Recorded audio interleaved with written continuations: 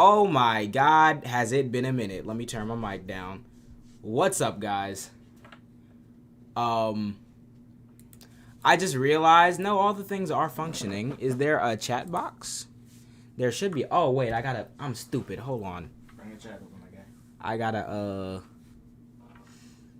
put this chat thingy on the thingy. It really has been a minute. You forgot. Yeah. It indeed has been a minute. I have to like copy paste the thing so I'm not looking at the other screen to look at chat this whole time. Chat box.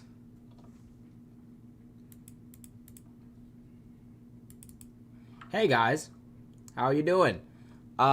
Basically, I'm trying to figure out how to get this shit to actually work, but nevertheless, we are still waiting on Candace Owens if that response will ever come.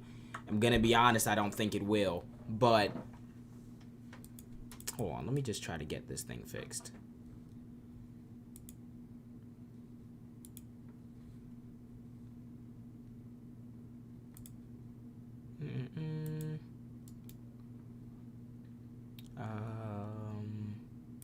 Properties?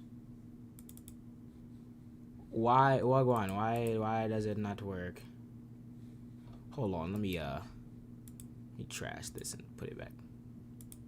Chat box.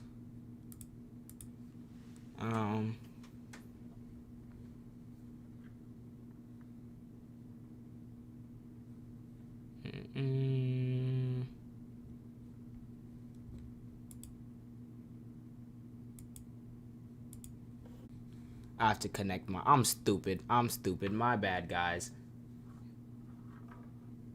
Oh, I can now pin messages? This is interesting. Right now, I'm just connecting my YouTube account to Streamlabs. Don't worry about it. It's a process.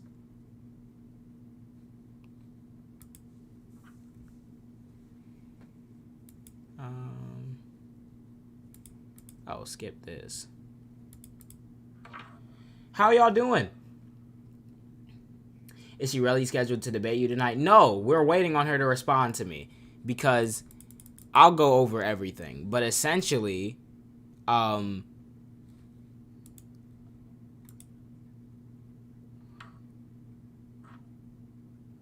nah, I'm gonna just skip it.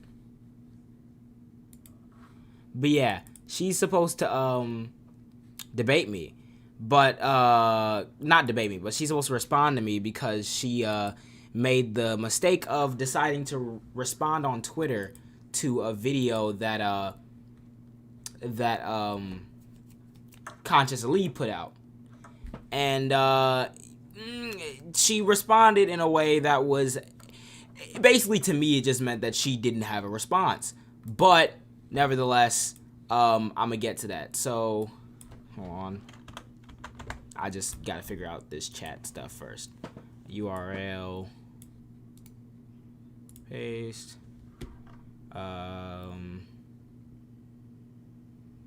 well, it is definitely on the screen.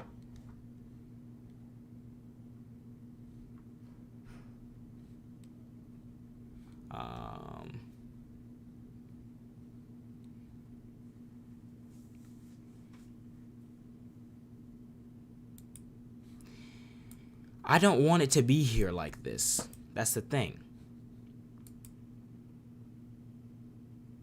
So I'm gonna have to rock chatless today because apparently this thing doesn't want to do what it was supposed to do.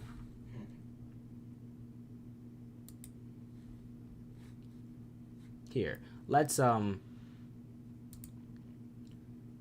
out to YouTube real quick.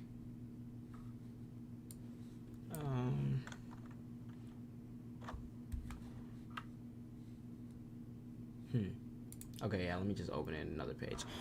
But yeah, I apologize for the slight delay. It's tweaking right now.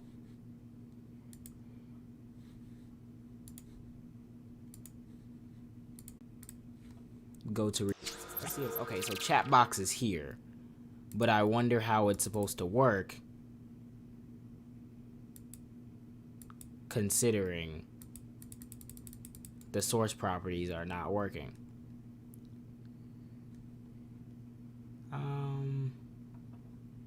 Oh, wait. It is working. My stupid ass. Ah, dang it. I have to copy this.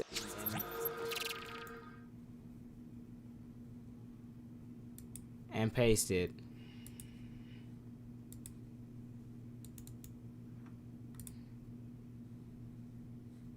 Ah, dang.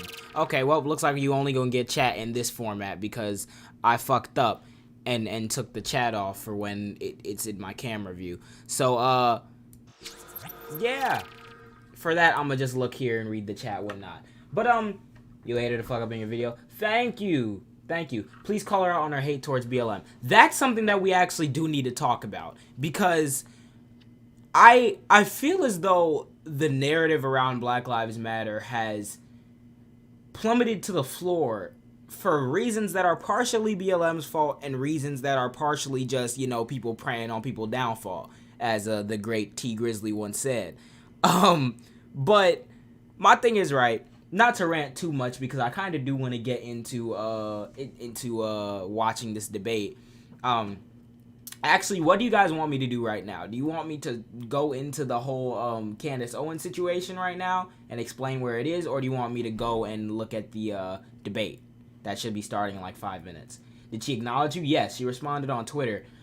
I'm not gonna fully dig too deep in right now, but I'm gonna show you guys this. So what happened was, let me go to my account.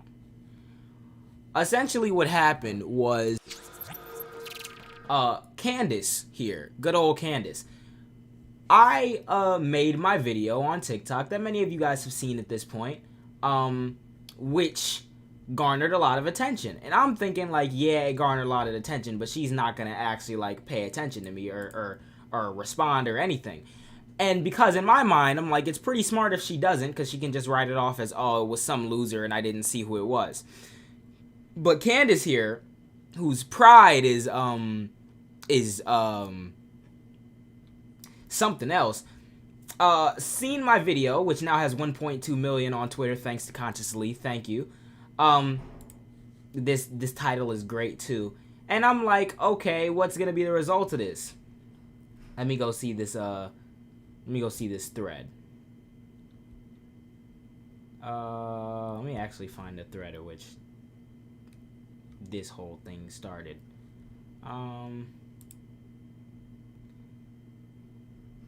This is all part of the same thread. It's very weird. But Candace Owens essentially responded. What did she say? It's linked. It's linked on my account. I can just go back here. I need to see how I can get the chat working back on the thing because it doesn't work right now. But Candace Owens responded to the video saying this. So he posted the video. Someone who is probably chewing on rubber as we speak right now says, he said absolutely nothing. I hate Candace Owens, but dude literally just spewed a bunch of words that didn't mean what he thought they were saying, what he thought he was saying. And the definition of culture being created by environment was horrible, which is crazy considering that none of these people have published a study, looked at a study, or anything regarding on where culture originates from.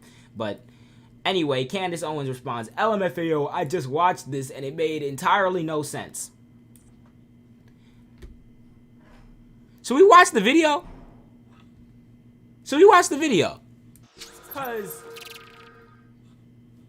Cause how the fuck do you watch that and say that it made no sense? Unless you are trying to make sure that you don't understand it deliberately. Your TikTok live has double audio. Does that have double audio?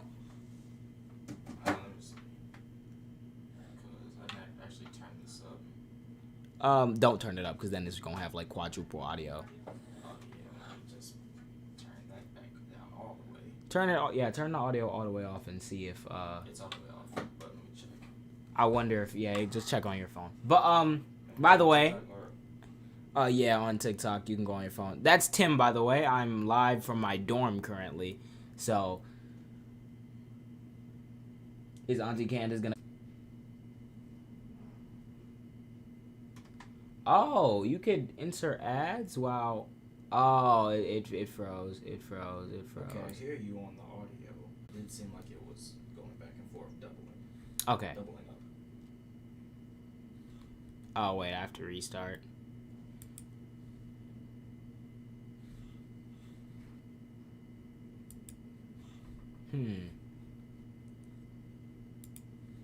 My live stream is tweaking. Yeah, that junk is paused. Yeah. Is it because of the Wi-Fi? It might be. Yeah, Wi-Fi like dipped.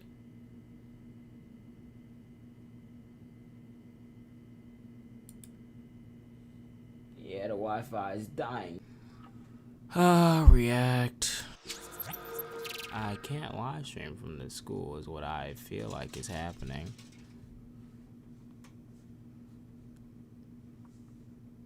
Chat box is that.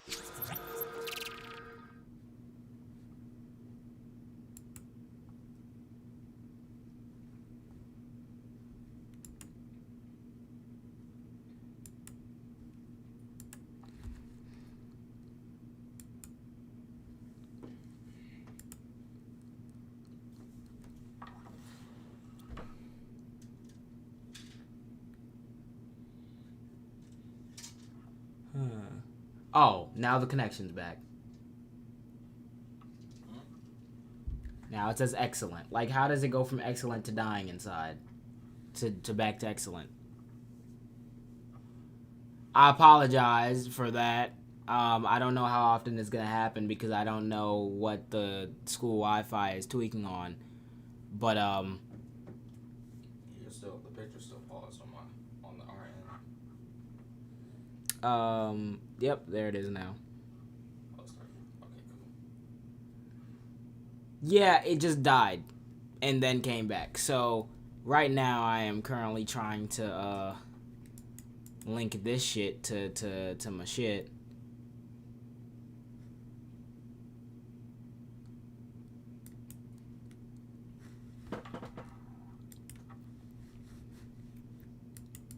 Okay, yeah, this is not working. Okay, so what happened? I don't think that she's gonna come on. The reason why I say that is because, well, at least we can, if we're talking about, if I want to get in my philosophy bag, historically speaking, these types... Double audio. Is double audio still? Yeah. How do I fix that? I don't know. Yeah, they keep saying you're echoing. Double audio going on. And that doesn't help. There are people running up and down my hallway. Hold on. How do I? Y'all gonna be hearing this for a minute.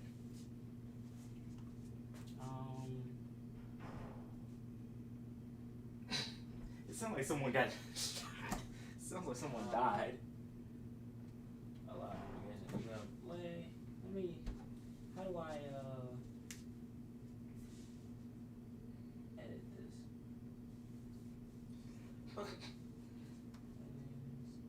These people funny. So that boy in college.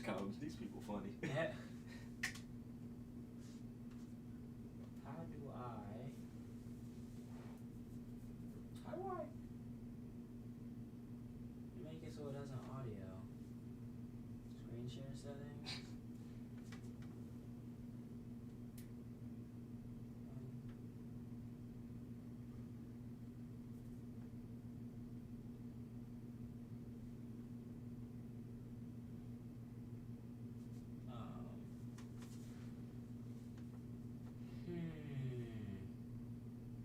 I don't know how to adjust the audio because I guess it hears me. I guess it hears me talking from. It's a delay. We hear the audio first, then your lips start moving. But it's more than a delay though, because I hear double. Oh, I think this has to be somewhere where it can't hear me. Which means that I wouldn't be able to, unless you like put it inhale. Stuff it in a drawer or something. Yeah. Oh, right here. put it over in here. That'll work. You can put it like in your drawer, like underneath everything. Probably still gonna end up hearing me a little bit at least. If we can go forward. Now I don't know if it would reach this far, but actually, which is like my deepest drawer or something. Something with a bunch of clothes. Yeah, right.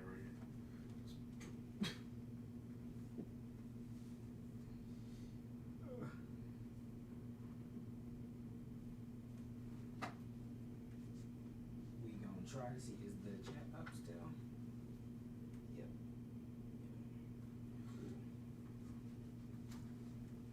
If it still picks up, that's a problem. It probably will, at least a little bit. That came in close. Okay, I'm back.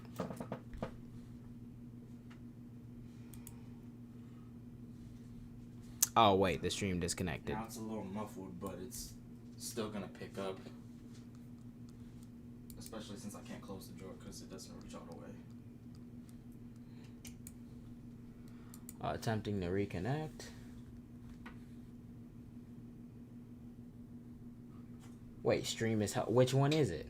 No data. Stream is healthy. Okay, now we're back. What the hell, bro? This school Wi-Fi is so shit. Everybody's on it. Yeah. How many people in this hall alone?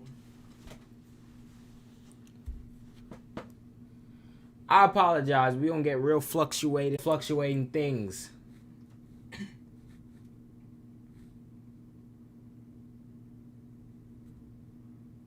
Are you a moderator?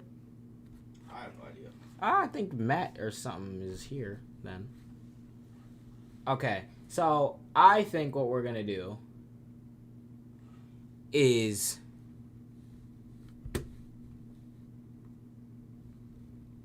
I can't do like normal chat for my camp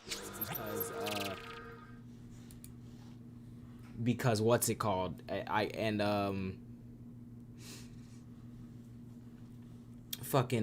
can't do it because I need to get widgets, and I can't do widgets because it won't let me log into OBS. So we're just gonna go and watch this debate, and hopefully I'll be able to see the the chat here. Nope. Oh, AB's in here. Urge. Yeah. Just make sure your phone volume's all the way down. It's not even the phone volume, it's the fact that the speaker on the phone can pick up the audio. Can you still, is it still double? It's very muffled. So, like, you can barely hear it, but if you listen hard enough, you can hear something. Okay. Raphael Warnock debate. Why is this not live? We gonna watch it with Sam Cedar? What's going on?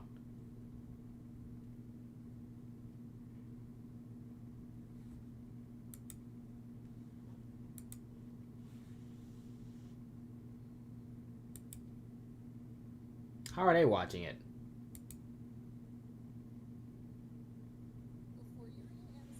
Shut the hell up.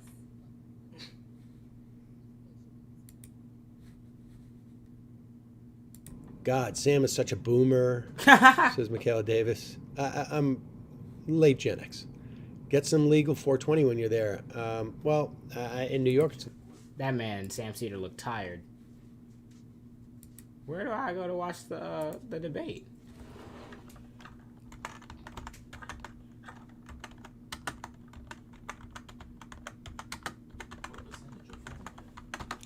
It should be like down there full. Because that one, I can just take it off the charger. Probably. Live. Where can I watch it at? The debate already ended? Are you for real? No way.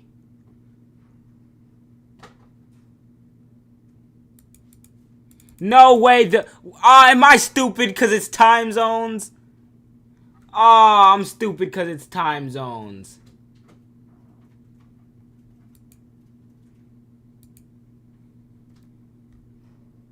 The brutal met for their first debate. Brutally competitive. Oh, I'm a dickhead. Ah.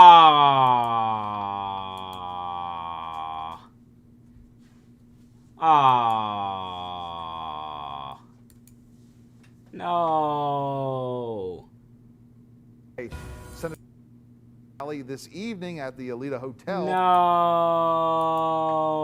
Between them on the issues is very stark and is known already. I'm stupid. Oh, pain. He's indeed pain. Somebody need to hurry up and post it. Okay, well, I guess we're gonna have to find something else to watch then. But first, what we're here to talk about. Okay, so I made a video, okay? I made this video, and before, let me just structure this, because I'm gonna probably cut this segment out and make it a whole video, like a separate video. So I posted a video, right? And in this video, I went off on Candace Owens. Now, Candace Owens is a right-wing political commentator, grifter.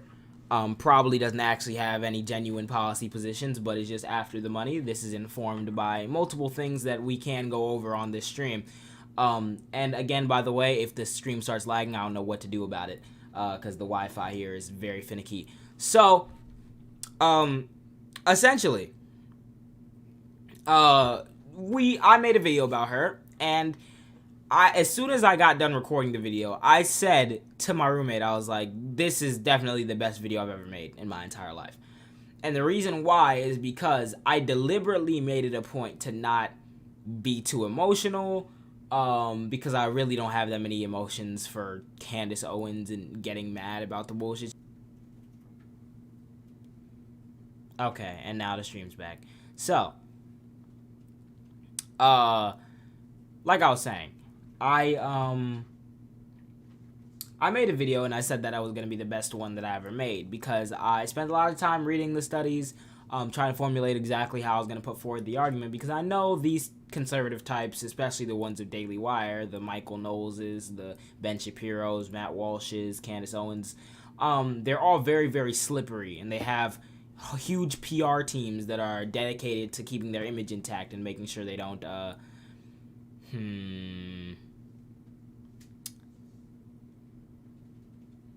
I think the stream's lagging again.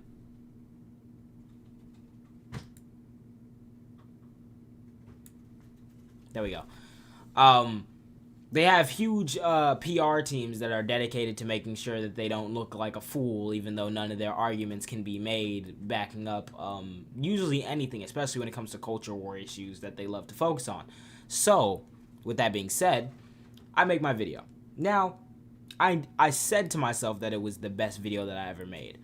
Never did I expect to get the reaction that it did. So, for those of you guys who are lacking context, let's watch the video here that was posted by, actually, no, I'm gonna go watch the full thing on TikTok because,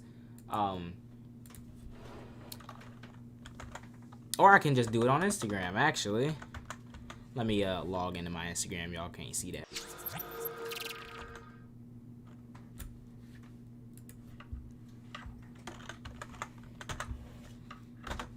Instagram. I misspelled it.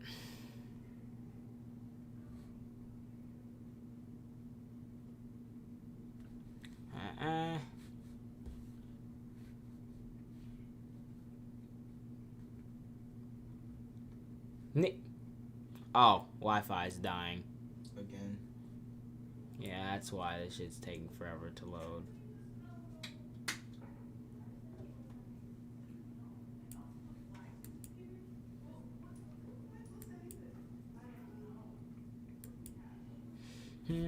We gonna log in anyway. Here comes the chaos crew. And by now it's gonna get real loud. For real though. They always seem to turn up after 8. Wi-Fi's dying. Again.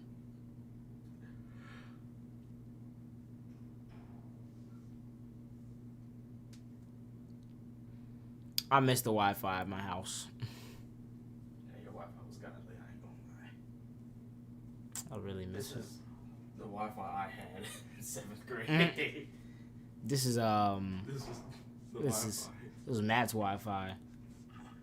Freshman year. That's Yeah, this was Alan's Wi-Fi with the thing. He used to kick it over by accident, and then what stubbed his toe. multiplayer games with that Wi-Fi would be tough. It is. It would be. Hopefully, it can chip back in so it can hear what I'm saying. But it very much would be. I've just remembered I re-downloaded. The campus does have LAN connection. I'm gonna get a LAN cable. I'm going to get a LAN cable because I can't rely on this wireless bull. You know what you should do for me? What? You should run to the store real quick and get me a LAN cable if I send you the money.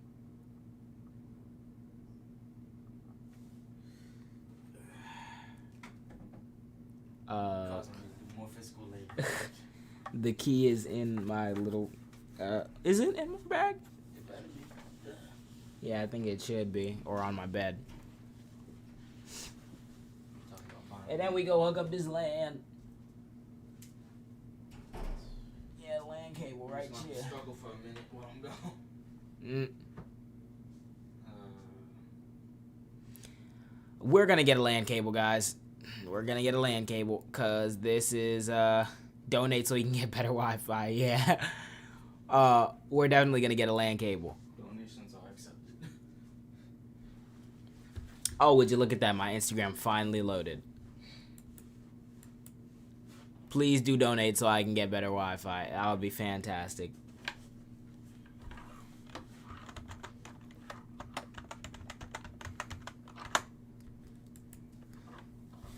Oh my god, I don't remember my Instagram password. I need my phone.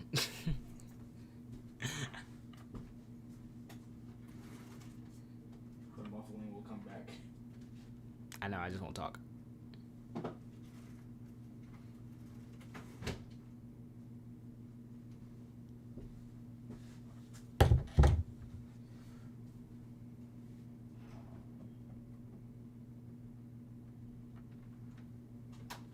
We okay yet?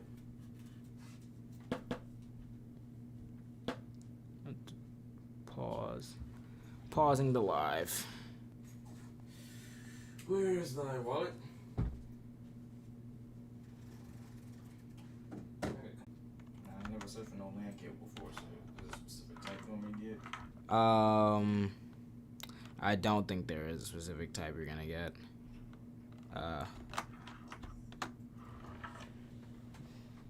Just look at this thing right here. This is where the LAN cable would be set up. What thing? I can't see that. It's just a screw-on thing, so just get something with a screw on the end, I wish and I then could like see. a port that can be plugged into the I could have had LAN Is there cable another in my port? room. There is another port. You can really get either one, the one with the screw on it, So or the you- one with the little plastic. Yep, that. Or Let me see. GameStop. $5. Walmart. Let me see this one. Curb pick up. I want to look at it. Looking on. Continue with the guess. I can't be bothered right now. Yeah. Zip code, sure. Okay.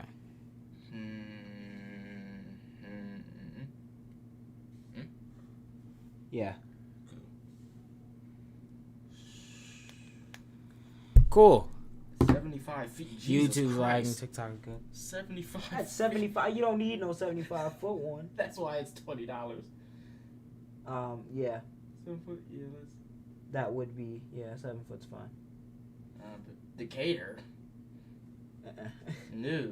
Just look it up. On that one in Springfield, and then we'll here. Can you put this back? The drawer don't even close all the way. Yeah. Okay. The stream is back. I'll work some magic. Why don't this close all the way? What is back here that's blocking the thing from I'm not sure. What? How the? What security code did it just send my phone? Don't say it out loud. I didn't even see it. I just felt the lever. Obviously, I wouldn't say it out loud.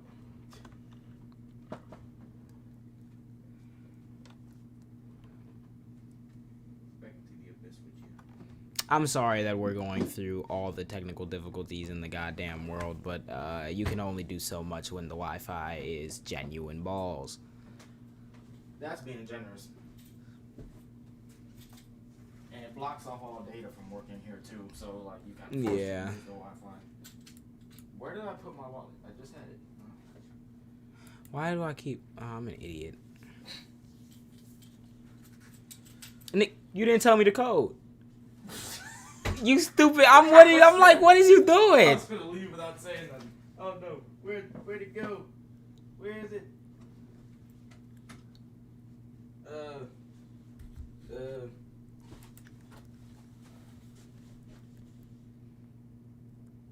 Okay. You got it?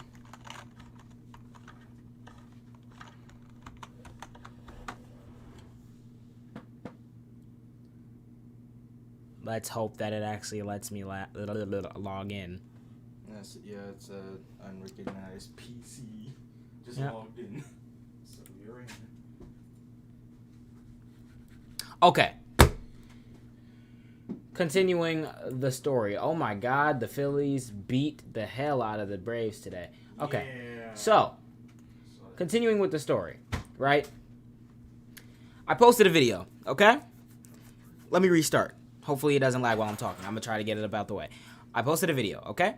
And it was about Candace Owens. And the reason why... Everyone just saw the code. It doesn't matter. They don't know my email. So either way, if someone tries to log in, I have... Just You need to guess my password anyway. Yeah, just send me the money side. Oh, yeah. You know what? No, I'll do it. You send me the money later. Okay. I'll just buy it now. Okay, so essentially, I made a video about Candace Owens, and this was the video. I'm gonna just stop talking and play the video.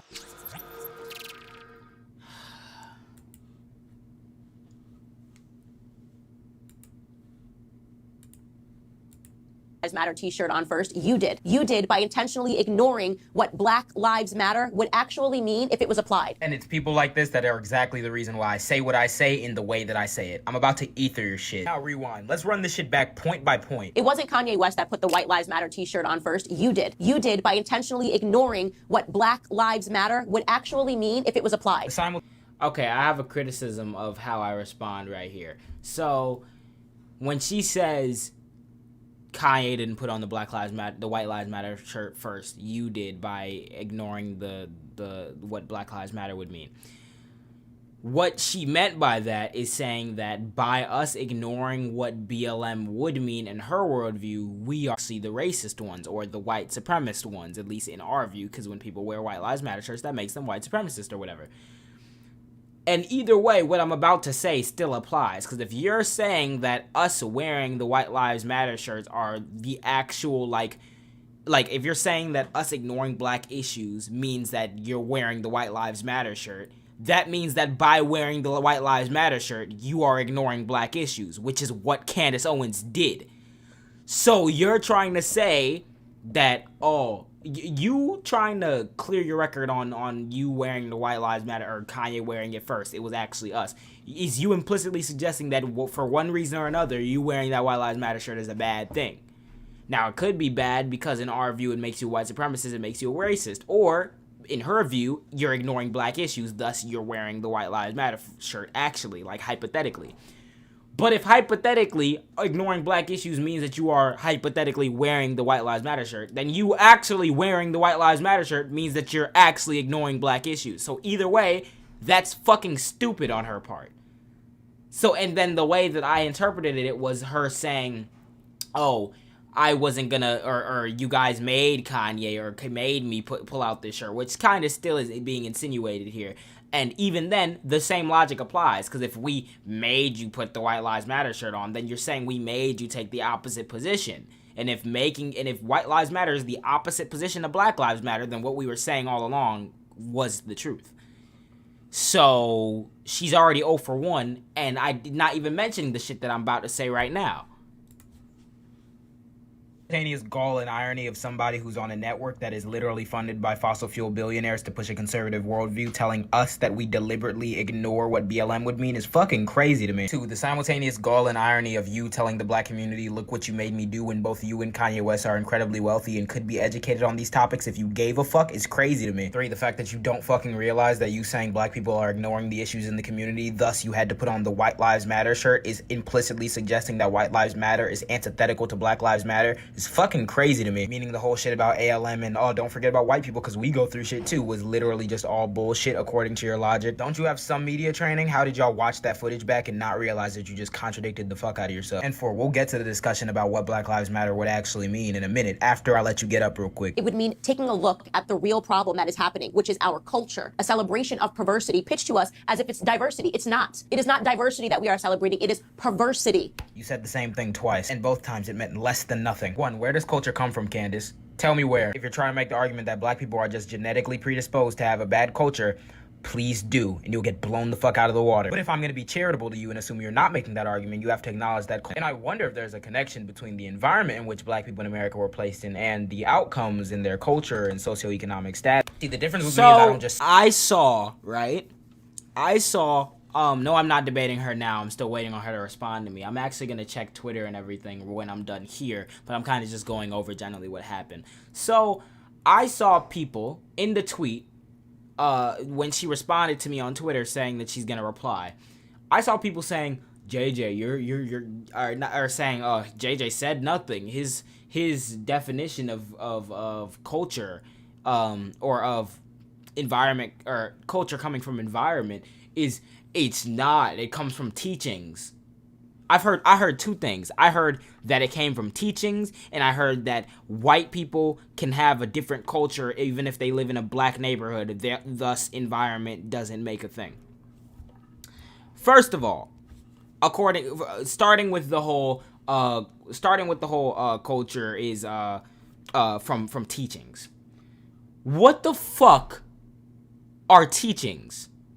You're saying that when you're born, you are taught various things by who? Yourself? Or the people around you? Your mom, your dad, your brother. You learn through experience. You learn through interaction with people around you. You learn at school. But you want to know what all those things make up? Your environment. Meaning, point proven, number 1. Number 2, it might not necessarily come from being around people. You could have a different... Okay, first of all, if your family is, say like a white family, or a black family for that matter, because I know more of that perspective. Say a black family, and we leave from our neighborhood, and we move into a white neighborhood. Yes, we will still have the same knowledge, the same traditions and everything that we had before, and the same culture, if you will.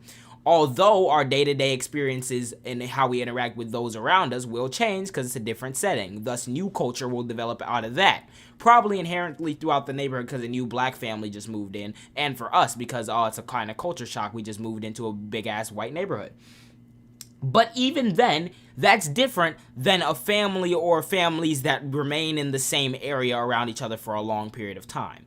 Because if you have a white family living in a ghetto with some black people living in the ghetto, and it's been like that, white people, white children especially that are born, will sound, act, talk, everything just like the people around them. Same thing if you're in a black neighborhood with other people, if you're in a white neighborhood with other people, and even taking it off of a black neighborhood standpoint, just your family. The main thing that we pull from to create our self-identity is those around us from the moment we're any language around a baby, and it will adopt that language. So that's your environment. If I'm born into an environment where English is the first language in my household, I'm going to end up speaking English. Like, what are we talking about? If I'm born into an environment where there's no job opportunity and every time I go outside, someone else is being killed over drugs or some shit because nobody has money, then the cycle will perpetuate. And the cycle can begin from if there was some institution by which black people just had no money at all and were, I don't know, property. I wonder what that institution was. So all these things have a ripple effect. So you saying that there's examples of white people having a different culture than black people, even though it's a black neighborhood or some shit. Yeah, if you just move there, but if you're there for a long period of time, you're gonna adopt the traits of the people around you. Humans are highly adaptive creatures. Like what? There's a reason why I have more in common with like some white kid that I grew up with for 10 years than me and like a random black person in Atlanta. Like we might have the same things, the same culture elements that we like hip hop or something, and even then that can vary depending on what type of environment I was in, because there are a lot of black people who don't like hip hop. They like country music and stuff. That is based on where you're raised and based on your environment. So I probably have way more in common than someone who's lived next to me and is of a different race, and we've been through the same school system, same social interactions, same day-to-day stuff, than me and some random black dude in Alabama, because that's completely different customs, completely different cultures. It's environment-based, not race-based. And if it is race-based, please provide me a peer-reviewed study that says culture is in your genetics. What you are predisposed to liking culturally comes from your genes and is with you when you're born. Please tell me where the fuck you'll find that at. And I noticed that the people who said that in that comment did not even realize anything that I said in my video, because if you look at this study here... Say shit, I back it up. Here's a study on racism and the effects of the mental health of black people. Let's take a little gander at this screenshot. This paper provides an overview of the United States-based research on ways in which racism can affect mental health. It describes changes in racial attitudes over time, of negative racial stereotypes, of negative racial stereotypes and the ways in which negative beliefs were incorporated into social policies and institutions. It then reviews the available scientific evidence that suggests that racism can adversely affect mental health status in at least 3 ways. Look at this. First, racism in societal institutions can lead to truncated socioeconomic mobility, differential access to desirable resources, and poor living conditions that can adversely affect mental health. Let me read that again. First, racism in societal institutions can lead to truncated socioeconomic mobility, poor living conditions, and differential access to desirable resources, and poor living conditions that can adversely affect mental health. This is saying that institutional racism can destroy your upwards mobility in society, create different types of access to desirable resources, varying it, so you might not have as much access to a well-funded school as a white kid growing up in suburbia, and poor living conditions, aka ghettos, slums, everything where these drugs and everything and a lot of these rappers tend to come from, according to Candace Owens, can all be linked back to systemic racism. That's what it's saying right here in the part that I highlighted. Let's go to the next one. To a myriad of ways that racism can have an... Second, experiences of discrimination can induce physiological and psychological reactions that can lead to adverse changes in mental health status. That's self-explanatory. Third, in race-conscious societies, America's one of them, the acceptance of negative cultural stereotypes can lead to unfavorable self-evaluations that have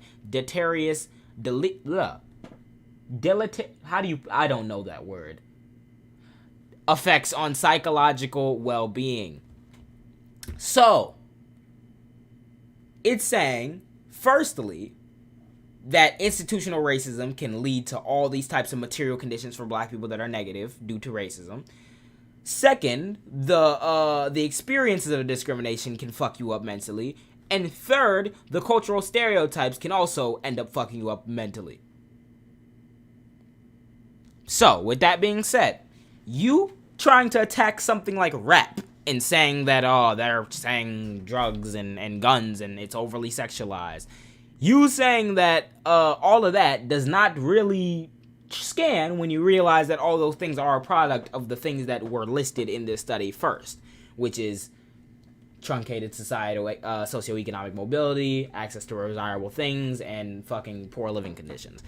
If that's the case, then why are you looking at the cultures that are outgrowths of that system and saying that that's the real problem? Unless you don't give a fuck about the actual issues. Next one.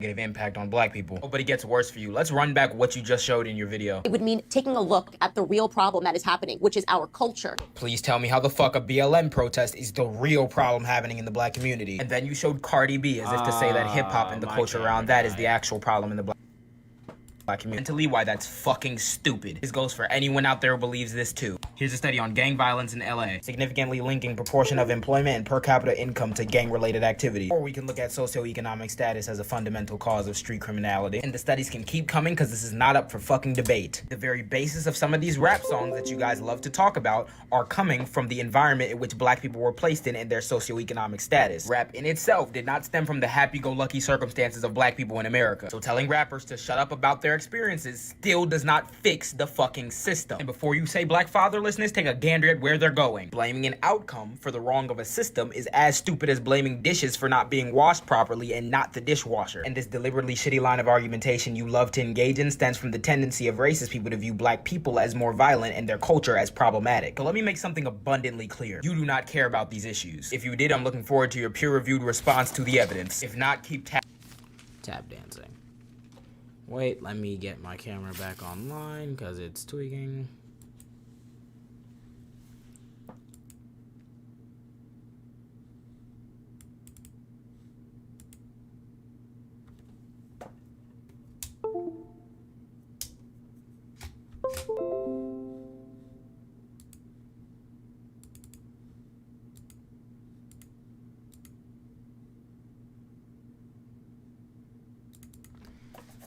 Oh, this is so annoying.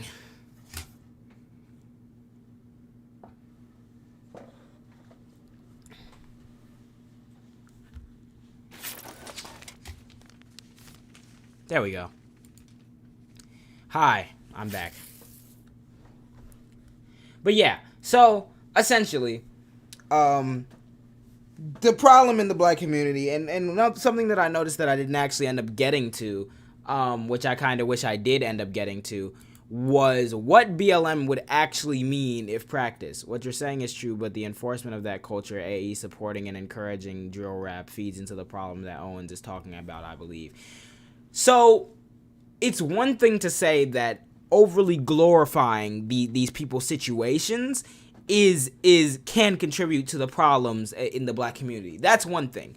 She said the real problem in the black community is our culture.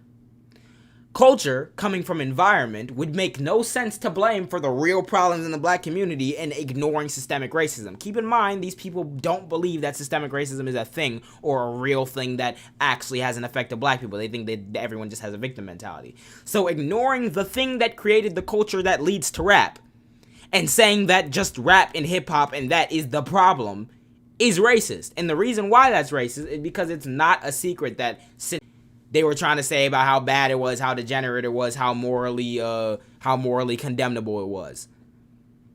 So it's not a shocker that the same people with these same ideologies, certain amount of years later, happen to be saying the same shit just about rap. Yeah, and the media consumption of rap. You want why it wasn't. It wasn't always that way, though. It started with the media and the consumption of rap. Do you know who bought the majority of rap albums in the 1990s? Suburban white kids. Exactamungus. And on top of that, like, we're gonna just act like the majority of the market for white people, the majority of market for rappers, I mean, the people that own these record labels and everything and own these whole industry thing, they're white. So you can't say that some cultural element of black people became popularized in large part due to white people and then blame black people for the content of that culture, of that cultural element. You see why it's fucking stupid here and it doesn't lead to anything. What are we going to do? Stop fucking listening to drill music? You're gonna go into everybody's house and tell them you can't listen to the baby because he said he's gonna fuck some woman? You can't listen to the baby because he said you can't listen to goddamn Kendrick because he said he's gonna kill somebody? Like, what are we gonna do? How are you gonna enforce that? How does that solve anything? You can't solve anything by looking at that. So what you need to do is look at the system and see what policies, multi-layered policies, can we implement in order to get rid of or at least try to mend some of these disparities. Looking at black cultural expression and saying this is the problem is just a way to crack down on black people and paint them as dangerous, and degenerate and bad.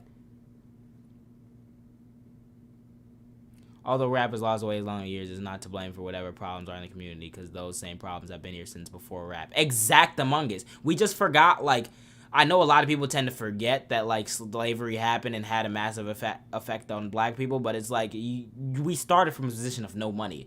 So how is it that when people do multiple things to try to get money, like throughout all of history, you just find the one thing that cropped up for real in the 80s and say this is the reason why black people are where they are today? It's like, it's very nonsensical.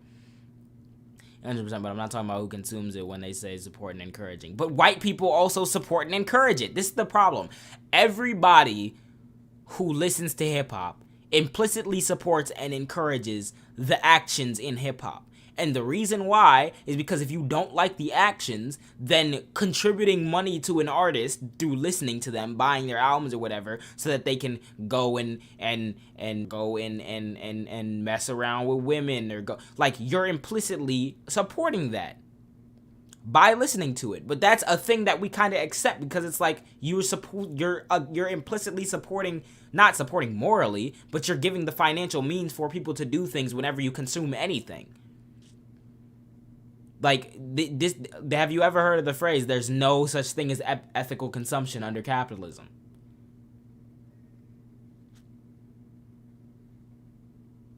There isn't. You can go down the street and pay $4 to get some fries at McDonald's, and McDonald's will then take that money and send it to Republicans. You don't morally agree with Republicans, nor are you morally in your mind supporting Republicans, but you're providing corporation the means to do whatever's in their best interest, apparently. But none of us spend time thinking about that and condemning ourselves for the fact that McDonald's took money that we gave them and spent it on, well, because that's just tiring and that's not a useful thing for your mental health at all. So we implicitly kind of take on the responsibility in some sense of us giving the platform to certain people and even whatever their life choices are going to be. So painting this as just a black person thing is the reason why it's racist. Because keep in mind, not all black people listen to hip-hop or rap, and majority of people who listen to hip-hop or rap aren't black. So with that being said, why is it just black people supporting this in particular that makes it a problem?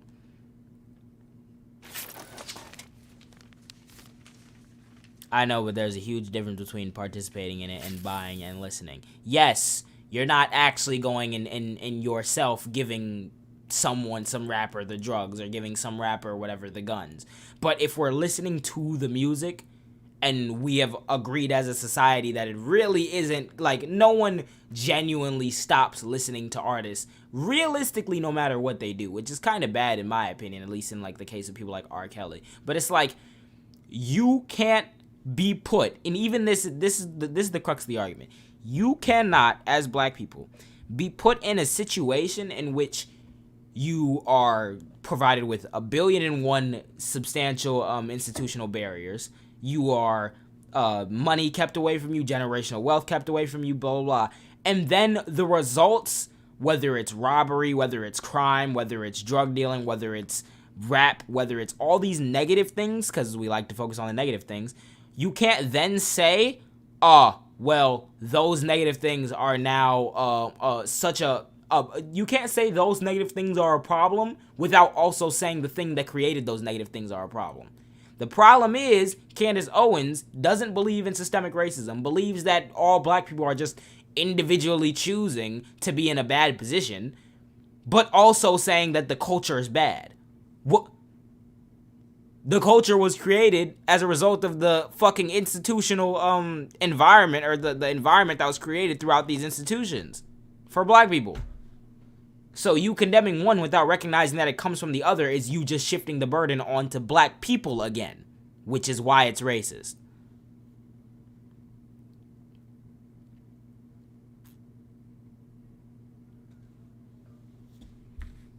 There we go. Tap dancing. So I made this video, okay? And what happened was Candace Owens responded on Twitter in kind saying, LMFAO, I just watched this, it made no sense, even though it did make sense. and I'll be responding to it. To this day, we are still waiting on her response.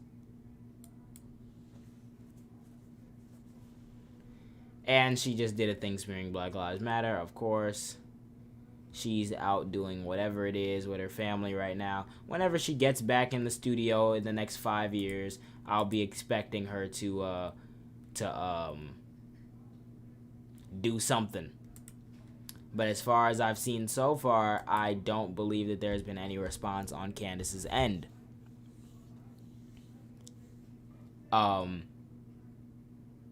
Yeah, so that's pretty much the whole thing. As far as I'm concerned, if she's going to respond to me, she better actually respond to me. She better not bring up nothing about BLM, about the actual Black Lives Matter, the organization scam people, because you want to know what's funny, and that's what I was going to talk about. If she does bring that up, which I feel like she is, because she's in this arc where she thinks that she's single-handedly destroying BLM, and realistically, it somewhat is working, because public opinion on Black Lives Matter is not in the best place it could be right now due to the whole release of the tax forms or whatever. But people either A, have not looked at it, B, have been getting all their information from biased sources about it, or C, have just been waiting for the littlest inch for Black Lives Matter to give before they can jump on it. And the thing is, before the taxes and everything came out, people were saying years in advance that Black Lives Matter was scamming, Black Lives Matter was da-da-da.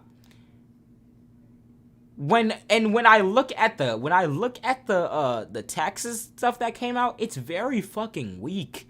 It's so goddamn weak. It's not like Black Lives Matter got like booked or caught for embezzlement and money laundering. Like what they did, literally from what, and I read the piece in the Associated Press, their lack of ability, BLM dismantled itself. Please don't give CO's pointless rants that credit.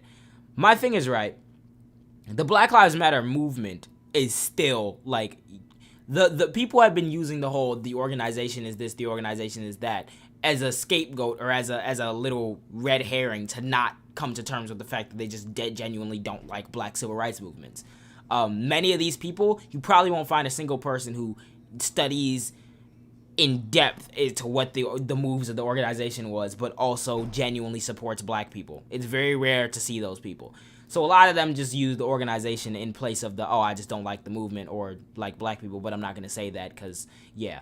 But even if we are talking about the organization in particular, from what I've seen about it, it looks like BLM was literally just given a lot of money at a very quick time, and they didn't put in the structure necessary to handle it in a cogent way that would make it completely criticism-free. And I feel like, honestly, even if they did do that, they still would have faced criticism. So there's really no way to get out of it. The way in which they moved about their money was not handled in the best way possible at all.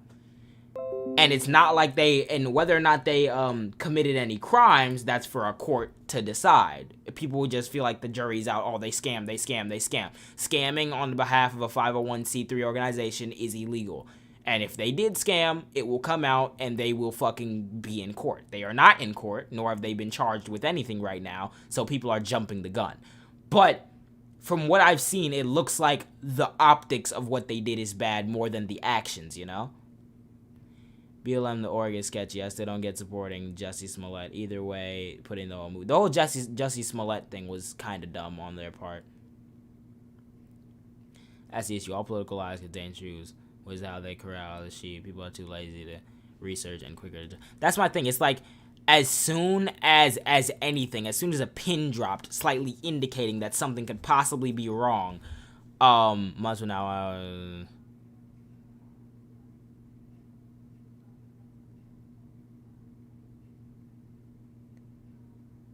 I also love her. You made her do this shit. Motherfuckers can never just say, I hate the advocacy for police reform because I... Yeah. But, okay, like I was saying, literally everyone was waiting for, like, at the drop of a pin to be like, oh my god, Black Lives Matter was fucking scamming everyone all along. And it's crazy to me because as soon as, you see a fucking... I saw... two things that were incredibly wild. One of my professors just showed us a really good website outside of media bias what is it? is it media bias fact checked or something where it tells you the bias of a media source. They showed us another website. I forgot what it's called, where everything's kind of on a spectrum of how factual and what bias they're leaning towards. And some of the most unbiased ones were Associated Press, obviously, which originally got given the information about the Black Lives Matter story exclusively. And then there was another one that I was reading, which literally was just copy and paste of the Associated Press article. So I watched. It wasn't Snopes. PolitiFact is a good one, but it wasn't either of those two. I forgot what it was called. But nevertheless, I go to the Associated Press article, and they're talking to tax experts and policy experts or whatever at different universities, and they're saying, while whether or not they committed any crime is up for question, and that's a whole other thing. The optics of everything doesn't really look that good because the way in which they handle the money, it just looks like they were operating like an amateur charity organization, even though they should have had some infrastructure established, which is a valid criticism to make. But then I go and I read like the Washington Examiner, and they're like, family and friends of what's her name, Patrice Cullors, were given big paydays by the Black Lives Matter organization. Not like, and they mention afterwards, after putting that big ass misleading title, that the people that were like related or had ties to Patrice Cullors also ran firms that were working with BLM, because BLM, being a newer org, decided to outsource all their staffing and organization work to private firms, and those private firms happen to be very closely related to Patrice Cullors. And I can probably see a reason for that, because it's like, well, if my brother runs a staffing and like security thing, why would I go and hire someone else when I know their business practices already? And it looks to me like if you were a nice established organization that is functioning properly, you would probably go out and find someone else, because it's like, even though it's not technically illegal, it could kind of look like a conflict of interest if you're giving it to your brother. But they did that anyway, because according to those legal experts or those tax experts, it just kind of looks like they weren't functioning like a well-established thing when they should have been functioning that way. That is not the same as they literally scammed everyone and took their money and spent. Like, that's the thing. It's crazy.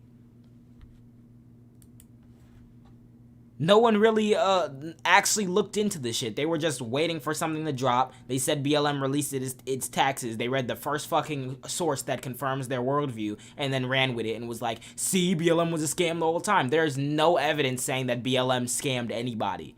Literally.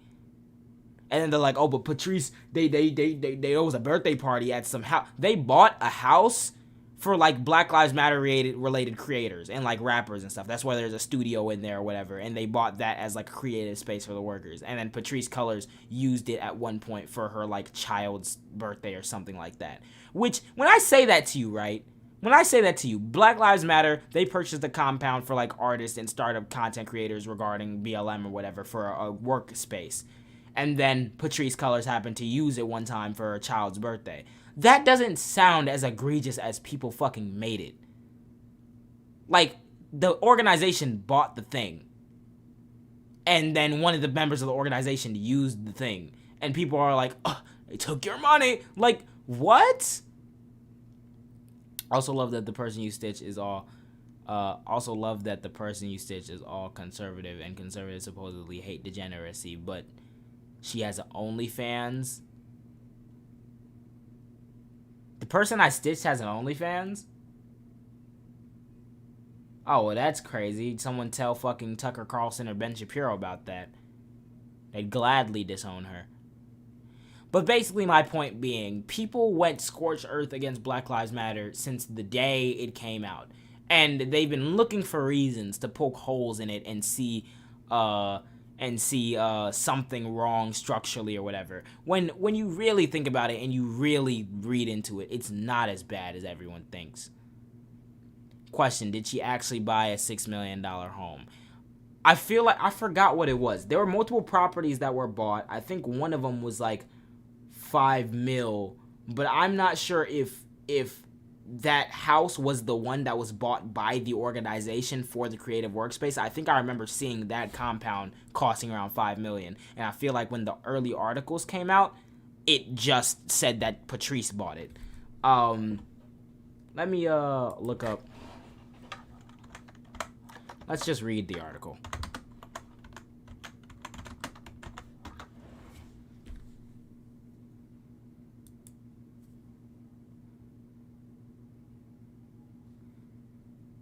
Okay, here we go.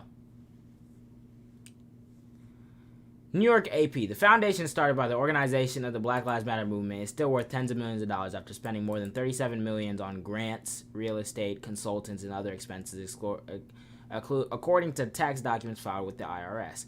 And a 63-page Form 990 shared exclusively with the Associated Press, the Black Lives Matter Global Network Foundation, Inc. reports that it invested $32 million in stocks from the $90 million that it received to donations amid racial justice protests in 2020, which is very smart for the longevity of the thing. I feel like people are taking this and going like, oh my God, an organization who needs money for the future to fund their future operations when donations are low, invested in the stock market, how dare they? But they're absolutely okay with anyone else investing in the stock market at any time, including other organizations.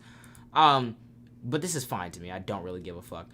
That investment is expected to become an endowment to ensure the foundation's work continues in the future, organizers say. Okay. It ended its last fiscal year from July 1 to July 30 with nearly $42 million in net assets. The foundation had an operating budget of about $4 million, according to a board member. The tax filing shows that nearly $6 million was spent on $6 million on a Los Angeles area compound intended for use as a campus for Black Artist Fellowship. So that house was not Patrice's. So when early articles came out, they said that Patrisse Cullors bought the $5 million house. No, she didn't. The Black Lives Matter network paid for a $5 million, $6 million compound, for Black creators. And then Patrisse Cullors used it one time for a birthday party.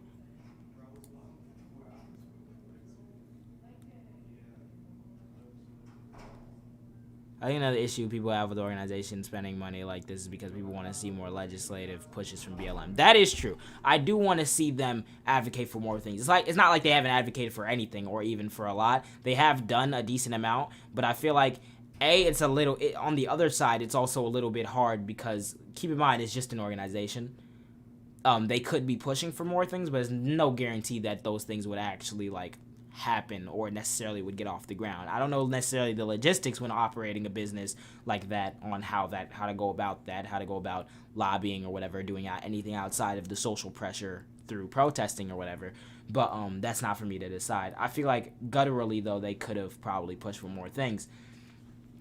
This is the BLM Foundation's first public accounting of its finances since incorporating in 2017. As a fledgling nonprofit, it had been under the fiscal sponsorship of a well-established charity and wasn't required to publicly disclose its finances until it became an independent 501c3 nonprofit in December of 2020. The tax filing suggests that the organization is still finding its footing. This is not what the narrative has been. You guys realize that? The tax filing suggests that the organization is still finding its footing. This is not a biased source that has a left-wing bias or a right-wing bias. The Associated Press is one of the most credible, sources you can get news story-wise. They just factually report what's going on. And in their words, the tax filing suggests that the organization is still finding its footing. It currently has no executive director or in-house staff. It comes across as an early startup nonprofit without substantial governance structure in place. They got a huge windfall, said Brian Mittenfort, professor of accounting at Ohio State University, who focuses on nonprofit organizations. But mind you, the narrative painted by Candace Owens and a lot of other types is Black Lives Matter scammed you and stole all your money. This is not tracking with reality. Legislation does not get passed easy unless you have oil money behind you. True. Keep in mind, these companies spend billions to get the agenda thing. It's way more than $90 million. I hate it that it makes me capitalize. Political parties. They're so earning of lowercase. I don't know what you. They're so rather earning of lowercase letters. I don't know what you mean by that. Not questioning the source seems neutral. When was this posted? This was posted May 16th, 2022. Has this story been out for a long time? Did the tax form been released? Did they just now find this? Why has everyone just now lost their minds? All of these stories are from May of 22. Why is it now June, July, August, September, October, 5 months later? And now people are finding, now people are jumping the thing. I feel like this, oh, no. This narrative has been like this for a minute. I'm stupid. I'm working off the reference of the Candace Owens documentary that just now came out. Pretty sure the Daily Wire has billions in oil money back behind them, but Benny Boy isn't a grifter. That's true. I think that Ben Shapiro genuinely believes in his positions, but he's just morally repugnant and stupid. He's not stupid, he's smart, but he's stupid. He's just wrong, I mean. But, continuing here. Tax filing suggested that, okay, I read that already. People are going to be quick to assume that mismatch, it reflects intent, he added. Whether there's anything improper here, that's another question. But whether they set themselves up to be criticized, I think that is certainly the case because they didn't plug a bunch of those gaps. That's my take on what BLM did. It couldn't be summed up more perfect than that. Sorry, excuse me. It really couldn't be summed up more perfect than that, in my opinion. That BLM fucked up in not plugging the gaps that would insulate them from criticism. There isn't any evidence necessarily that there's anything improper legally, or else, and if there is, then we're waiting for that evidence to come out, and we're seeing if BLM ends up going to trial for that, which has not been the case. I'm pretty sure they just released their tax form. They realized it was going to look optically bad, which is why, actually, BLM currently, hold on a sec. I don't know if I gotta show y'all anything I can't show y'all. I gotta log back in. No, okay, it's not tweaking. Okay, we're fine. If we go to BLM right now, what the hell is on my fucking screen? It's some. That finger is not. Never mind. BLM has a pack? Oh, that's cool. Did they just start that? Okay. I'm just trying to look up BLM and it will not load to save my damn life.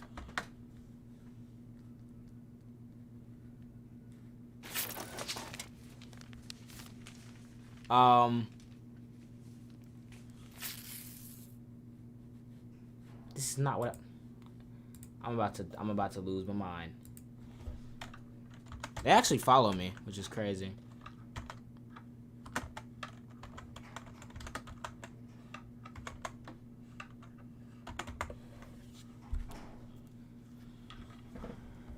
Coke, my bad.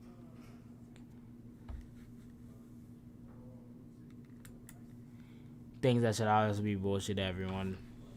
Okay, Black Lives Matter.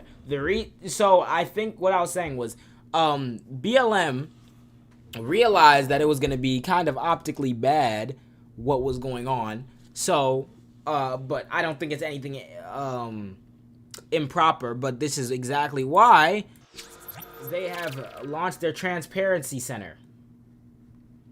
And I feel like this was just an effort at damage control.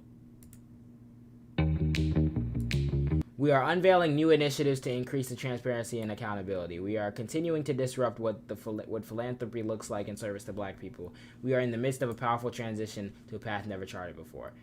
So, donations must be on the decline. So my thing is, right, I think they mentioned it in this article. They end up releasing like a transparency thing because they haven't been as transparent with their money and how it's being handled. But that is different than saying that they scammed people. Saying that they scammed people is a legal claim. And I don't know what the fuck that even entails. The donation money went to various things that weren't necessarily optically the best.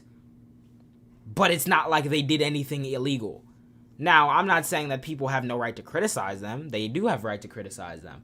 But let's not forget that this has also always been the case since day one. Before BLM's corrupt based on some weird ass news story that they heard. I support Black Lives Matter, but the organization.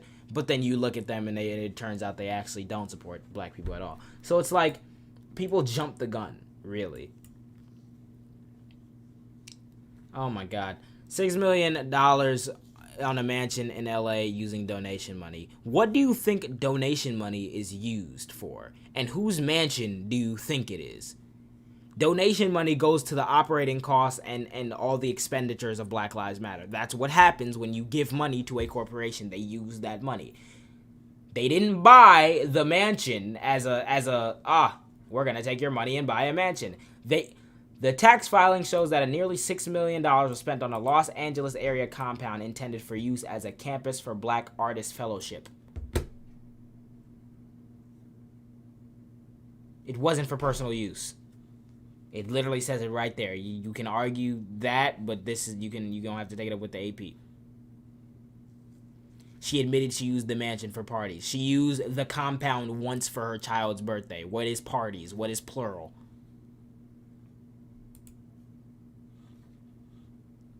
What? Like, I'm sorry. Please tell me you didn't donate to Trump. If that's the case, then you got something else coming to you. But nevertheless, the $6 million was used on a Los Angeles area compound for Black artists and what's it called? See, that's the thing, right? There's a difference between Lil Dude ain't ready for the cold clown if he's defending BLM. No, because, I'll debate Candace Owens on BLM any fucking day of the week. Because she just put out a whole documentary where a good significant part of it is justifying the death of George Floyd. If that's your genius strategy to say that BLM is a whole scam, then you can get the smoke. Anyway, like I was saying about the compound. The thing is, right, optically, doesn't look the best because it's like if I have more than 3 brain cells and I'm able to comprehend that buying a $6 million compound for Black artists and everything is different than buying yourself a $6 million mansion. But the optically bad thing is why would you use it at least one time for a party? Because my thing is, if you look at it, even in the climate in which we're in, you're not going to be the head of a Black prioritized organization and not face unreasonable criticism. So if you give anything that could lead to reasonable criticism, they will hammer your ass. So even though she used it one time for her child's birthday, it's not like she was out there fucking clubbing it up 25-8 in the thing, which is the image that comes to mind when you see it looks bad. Because why are you doing that? And then you give these people leeway to be like, oh, you're scamming people. Even though that is an illegal claim, and there's been nothing that has come to light that said it's been illegal.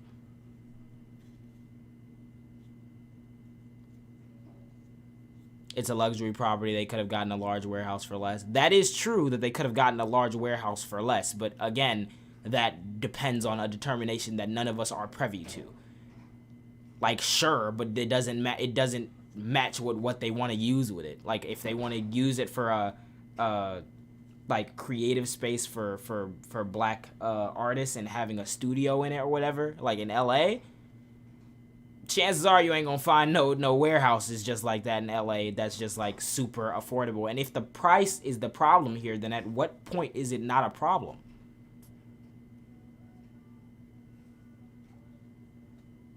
At what point is the price not a problem? Would $3 million have been too much in LA? Because keep in mind, standard of living in LA is fucking crazy. Would $1 million have been too much? Would $250,000 been too much? So my thing is, it's optically bad, but again, I'm still lacking seeing what the big hoorah is about. Like everyone acting as though Black Lives Matter just fucking like committed embezzlement or some shit. Like, what are we doing?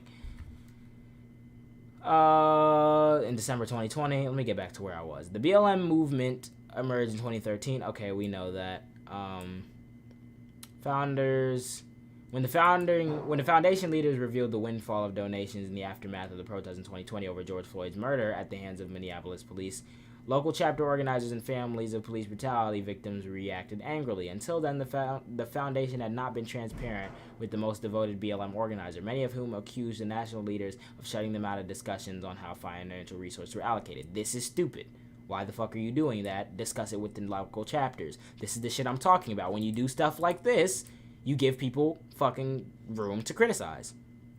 In a recent AP interview, BLM co-founder Patrisse Cullors acknowledged that the foundation was ill-prepared to handle the moment. The tax filing lists Cullors as an uncompensated founder and executive director. She resigned last year. For all the questions raised about its oversight, the BLM Foundation tax filing shows its stewards haven't squandered donations. Nearly $26 million, or 70% of its expenses in the last fiscal year, were grants. Grants from BLM to other organizations. When you guys say that they took everyone's donations and run, what the fuck is this then?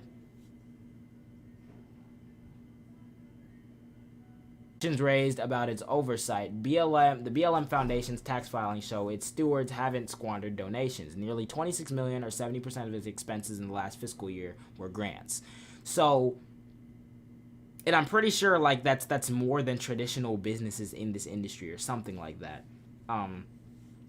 12 chapters, including those in Boulder, Colorado, Boston, Washington, D.C., Detroit, Los Angeles, Gary, Indiana, Philadelphia, received pledges for grants up to $500,000 each. The family foundations created in honor of Trayvon Martin, Oscar Grant, and George Floyd each received donations of $200,000.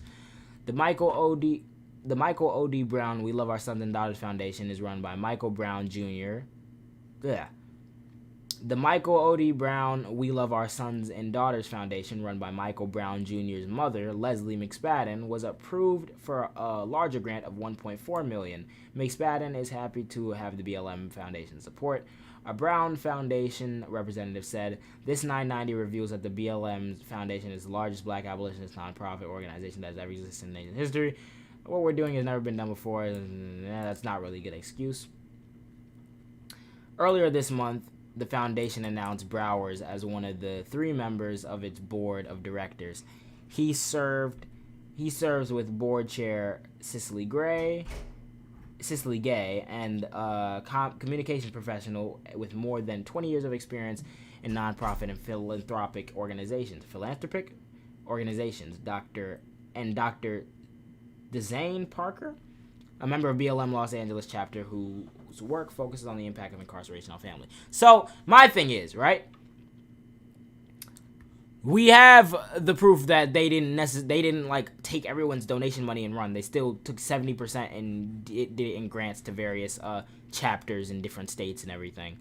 So I don't know where everyone's getting this narrative from. Again, it's much more lukewarm than everyone's making it seem. People are making it seem that BLM took everyone's shit and jumped out the window with it. Like, this is just not what it says. So they use 27% of donations to grants? What are you talking about? Can you read, sir? For all the questions raised about its oversight, the BLM Foundation's tax filings found that its stewards have not squandered donations. Nearly $26 million, or 70% of its expenses in the last fiscal year, were grants. 70% of its expenses in the last fiscal year were grants. $26 million. Where do you think they're getting that money from? What? Its expenses doesn't mean it donate to them, they use it for their expenses. I don't know how else I'm supposed to explain fucking when you give money, they use the money. Oh my god. Now, here's something that I was talking about earlier that looked kind of yikesy. To get there, earlier this month, the foundation announced that Browers is one of its members of its boards of education. He served with Cicely Gray, Dezane Parker, member of BLM Los Angeles chapter, whose work focuses on the impact of mass incarceration on families. To get here, the foundation relied on small grouping of consultants, some of whom have close ties to the founders and other BLM organizers. For example, the tax filing shows that the foundation paid nearly $970,000 to Trap Heels LLC, a company founded by Damon Turner, who fathered a child with Colors. So the way they frame this in other, okay, and $840,000 to Colors Protection LLC, a security firm run by Paul Colors, Patrice's brother. The way that they frame this is saying BLM took your money and gave it to her friends and family. That's what I saw on like the Washington Examiner, for example. Not mentioning that 70% of its expenses went to grants. And this money was literally because they used small groupings of consultants to do a lot of their business to get them to be a big corporation. The bad optics part is the fact that the company that you used I forget if this is an organizing thing or like security. I think this is security. I don't remember if this was organizing.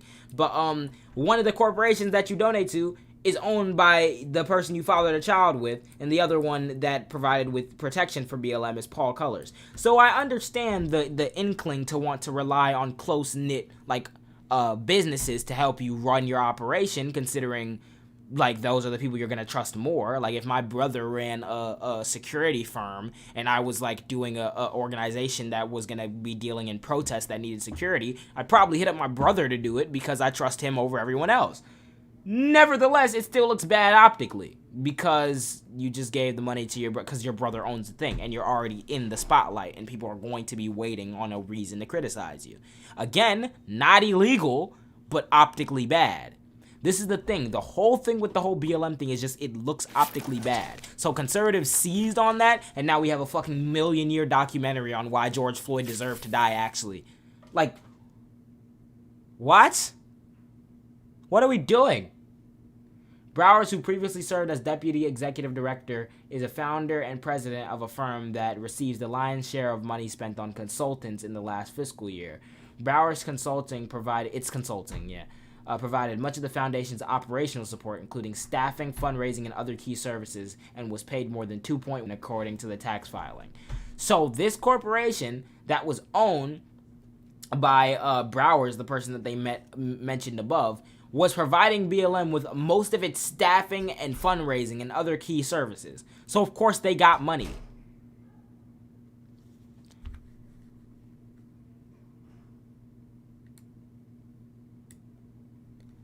I built an entire school in Kenya for 10 to 15K US dollars. I live in Cali. There's no justification for no fucking $6 million house. Knock it off.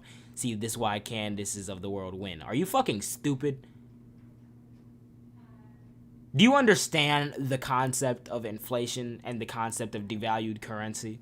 There's a reason you can spend what you wanted them to spend the $6 million building schools in Kenya. Because the organization focused on Black lives in America and systemic discrimination is supposed to be building schools in Kenya.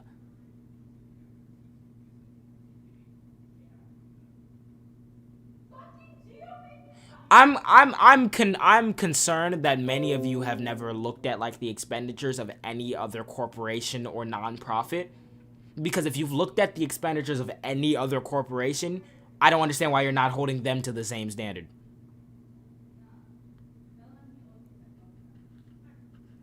You're justifying a $6 million house. Yeah, no shit. I don't give a fuck what price house you buy. I genuinely don't care. Exactly, you do realize there's more than one org that supports black people. You guys act as though Black Lives Matter is supposed to be the fucking Avengers and solve every single black issue in the community. If they want to buy a $6 million compound for their black creative artists, I don't give not a fuck.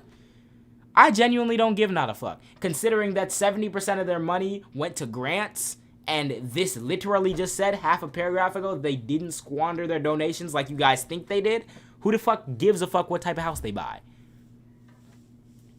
If you think that Black Lives Matter in America's job is to solve black poverty around the fucking world, then that's crazy. Again, and y'all forget the standard of living for houses in LA. Let's, actually, matter of fact,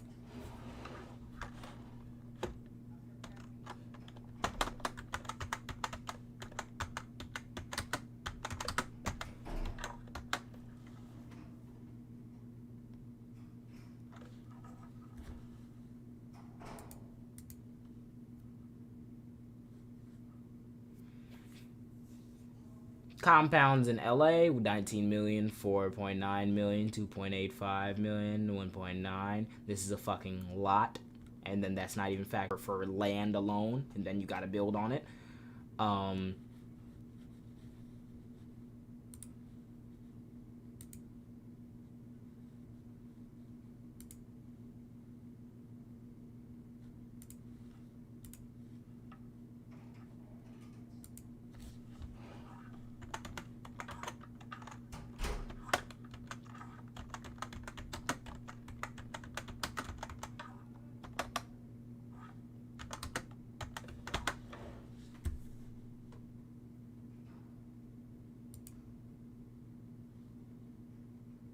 Warehouses.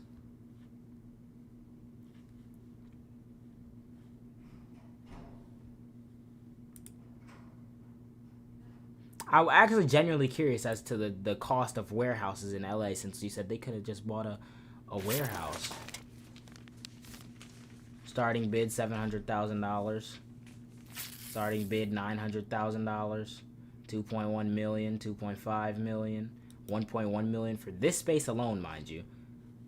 Not really ideal for creating a thing with a studio and everything, because that's going to cost extra money. Not 2.975, 3.9, 1.4, 1.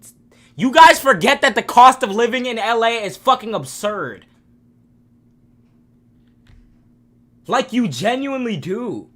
This is $3.595 million.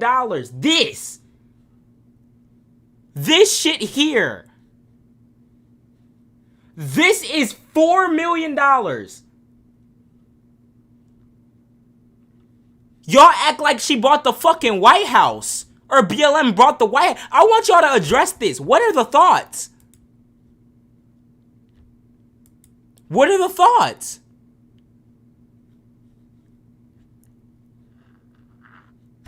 Candace would eat this kid alive. That's funny to me. I mean, if you want to talk, we can. But the fact that you guys are reeing about a $6 million compound that BLM was trying to use for artists when this is $4 fucking million is crazy. Please, hey, and let me know. This is $4 mil in LA. You can find whole wells and deck them out for less than $2 million. Yes, thank you, real estate expert Hayan Music, who built schools in Kenya. Yes, thank you for your very educated take. Yes, BLM $6 million for a compound is so egregious when this is $4 million.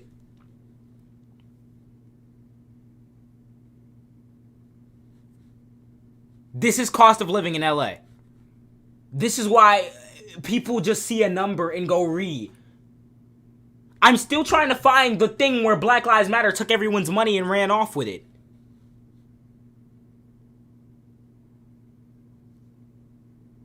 Like, yes, congratulations, you spent $15K on a school in Kenya. BLM could spend $15K in LA and buy a fucking sidewalk block.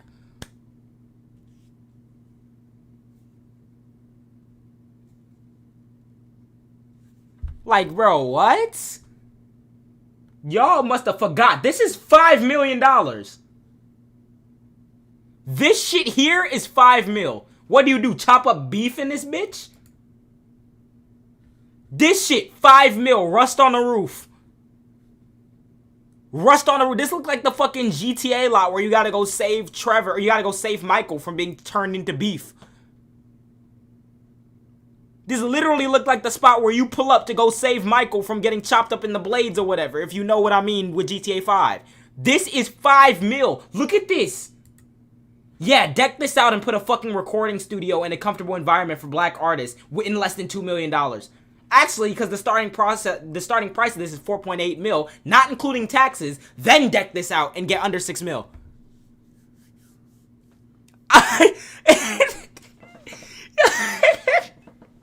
You all worked up for nothing. No, explain this to me, bro. Mister, I'm building schools in Kenya. Explain. Tell me. How do you pay for this plus tax, deck it out, and get less than $6 million? This fucking beef industry. Like, what is we talking about? Niggas don't understand the concept of cost of living. The least expensive one we saw was an auction property starting at $700K. Starting at $700K. And it's this. It's this square right here, starting at $700K. This is the warehouse. Yup. Barred windows, graffiti everywhere, garbage right here. This starts at $700K. Which means that you have to outbid somebody for it, pay the tax on it, then deck it out. And y'all acting like $6 million is the end of the world. Wait, why are we talking about GTA properties? I just got here. I'm talking about this dude, right? This dude, Hey in Music, told me, because we're going over the BLM expenditures thing, and I'm trying to find where BLM stole everybody's money and scammed everybody. And they're pointing to the fact that they bought a $6 million compound in LA for black creators. And they're like, oh my God, $6 million. You can't get away with $6 million, really? I'm looking at compounds and everything in LA. Cost of living is fucking crazy. This is the least expensive property here. It starts at $700K, and it looks like a goddamn dumpster was placed right next to it. And then you have to deck it out and make sure all the accommodations are there that they wanted.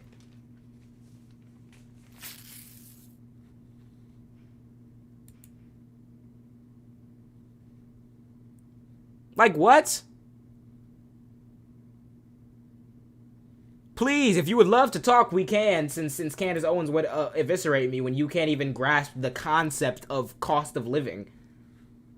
And we act as though, like, the starting bid is $700,000 on this. Doesn't know how many people, corporations, or businesses are trying to go for this. Meaning, say, like, no one bidded for it. I paid $700,000 on it. I don't even know what the tax rate on property $700,000 is. But then I have to do that and then hire my staffing and deck out and tear down and fucking renovate. Look at the rust on these support beams.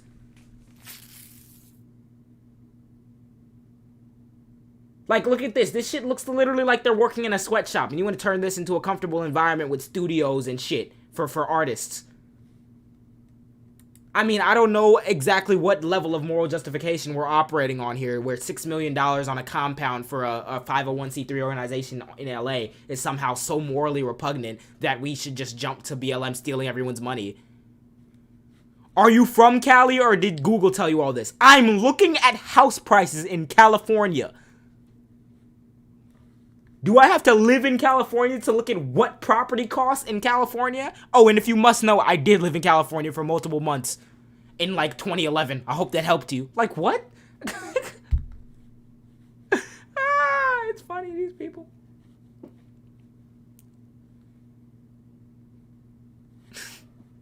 Anyway, moving on from him, because I'm not gonna address him anymore. It was very fun. It was cool, but as we can see, cost of living in LA is crazy. This building here alone is $2.1 million. Let's look at this, just for sake of argument. This shit is $2 million. Oh, this looks kind of cool for this hallway, this one hallway. Oh, never mind. Hold on, go back. How big is this? Oh, they're not even gonna show you like a full floor plan and how big it is. Either way, this looks like bullshit here. Is this actual wood, or is this just exposed wood? Nevertheless, the cost of living in LA is crazy. So when an organization that has millions of dollars in assets donates 70% of their assets to grants for other BLM chapters and other organizations, then spends $6 million, which barely gets you a fucking car in this damn state, and people lose their minds, I'm sorry, I don't have sympathy for you. Nor do I care about anything that you have to say from that point on. Anyway. Moving along. Still finding its footing. People are going to assume that mismatch means intent. 70% were grants. Bowers, who's previously served as executive director, 2.1 mil. The foundation's reliance on consultants is not unusual for newer nonprofits, Middendorf said, but having clear policies around business transactions could reduce any appearance of impropriety. Again, where's the illegal shit?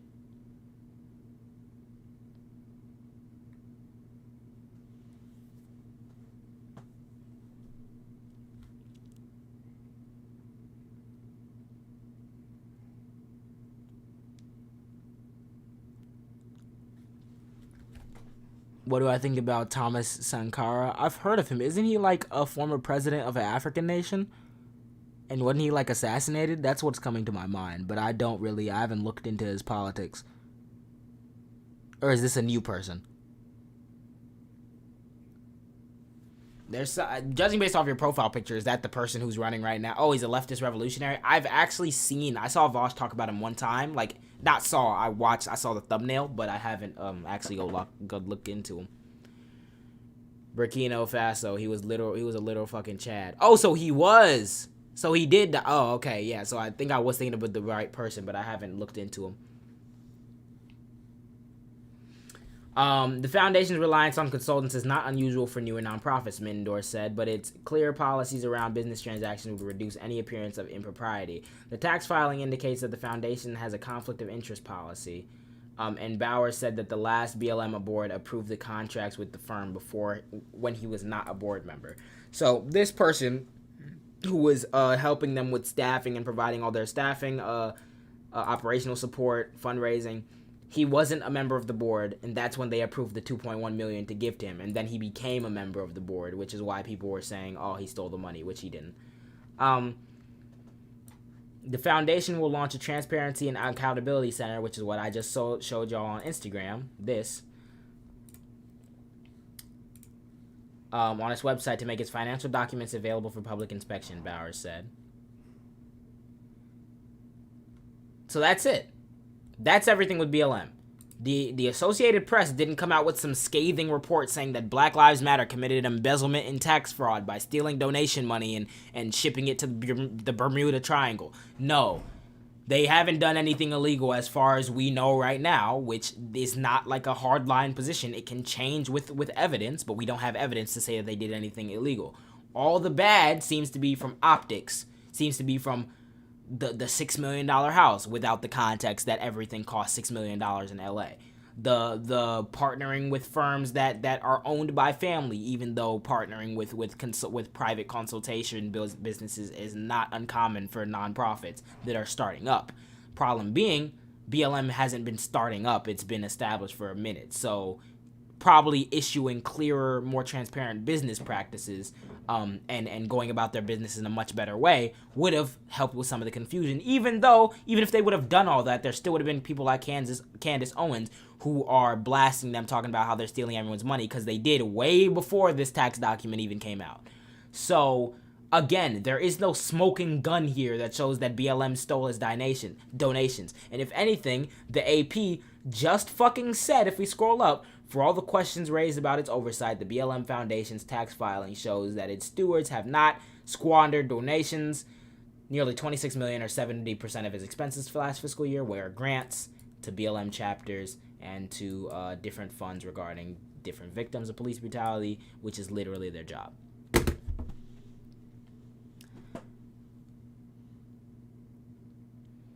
Sankara vaccinated millions and planted trees, built miles of railroad in like 5 years.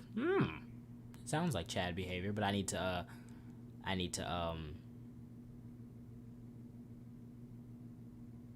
look at it.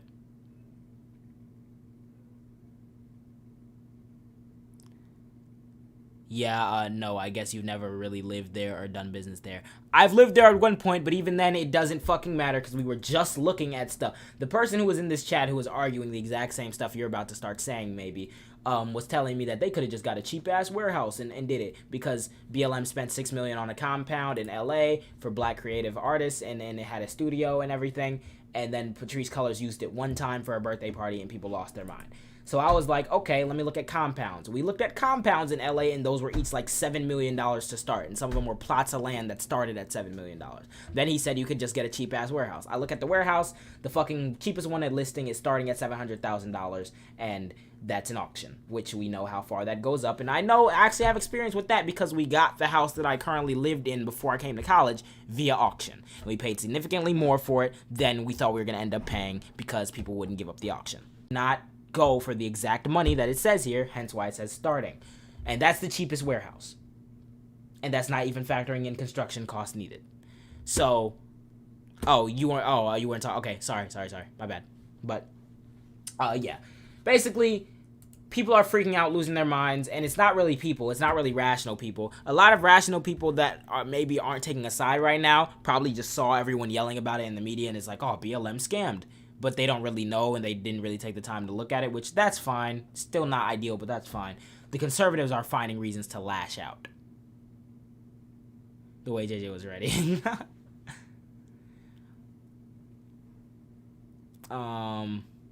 There was a documentary. Yeah, I need to look at it. Just want to say I love that what you're doing more, man, is inspirational, and this generation is gonna make serious moves with people like you. Thank you. I appreciate that so much. But yeah, BLM being a decentralized movement kind of set itself up for failure when they didn't completely disclose like the all the financials of the business. They ended up partnering with certain consultation firms that happen to have pretty close ties to Colors herself, even though that's not illegal.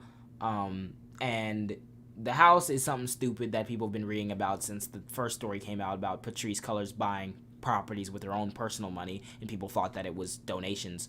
So no matter what BLM has done and will do, they will face criticism. I think that they should have taken more steps to reduce that criticism by actually trying to operate more as a well-established organization. What that means, I'm not sure because I don't run a big-ass organization that got millions of dollars in donations. But I definitely think that there's a way they could have gone about it that would have definitely shut down a lot of the validity of some of these criticisms, because to people who aren't going to go and read an Associated Press article about BLM, they hear BLM spent money on a mansion and they go, oh my god, BLM spent money on a mansion, and they don't look any further, and then they think BLM's a scam. I'm strapped in. Speaking of that, URL followed me on Instagram yesterday. I don't know what the hell's going on. So many people have followed me. It's crazy, and it's because of you guys. Thank you. But yeah. Because they wanted to talk about us taking tell me, yeah, tell you what, that Candace Owens, she's one of the good ones. Oh Lord, just further proof that Gen Z peeps don't play around. We know what we're talking about. Good stuff. Keep it up, bro. Thank you. Be blessed and careful who you follow. We should all collectively start ignoring the Candace Owens and the Kanyes in the world. Keep doing what you're doing, Jay. Best wishes. Both parties are trash. Both parties are trash, and I appreciate you leaving on a positive note. But yeah, I hope you stick around, man. Great content, great commentary, and awesome intelligence. JJ, you're the future. Thank you, guys. Thank you, guys. High school teacher in Los Angeles, and will use you as a lesson for informed argumentation. Thank you. What? Oh my god. Thank you.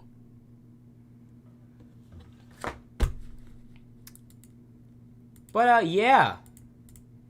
Essentially, the reason why we started looking at Black Lives Matter stuff is because someone was talking about how Candace Owens would destroy me, and I'm thinking that all she's gonna talk about is my past defense of BLM, probably, and then because that's really what she's leaning into right now. She's leaning into the whole BLM posted my video, by the way. She's leaning into the whole BLM is evil, and the first thing that I see on Daily Wire from her documentary is her talking to some random bald guy with no credibility on the screen, wearing a Blue Lives Matter flag pin, talking about how George Floyd actually died of an overdose. The same shit they've been saying since June of 2020 when he died, or May of 2020 when he died. So, like, it's literally just high production repackaged bullshit, and people think that she's some expert on this because she dropped high produced repackaged bullshit.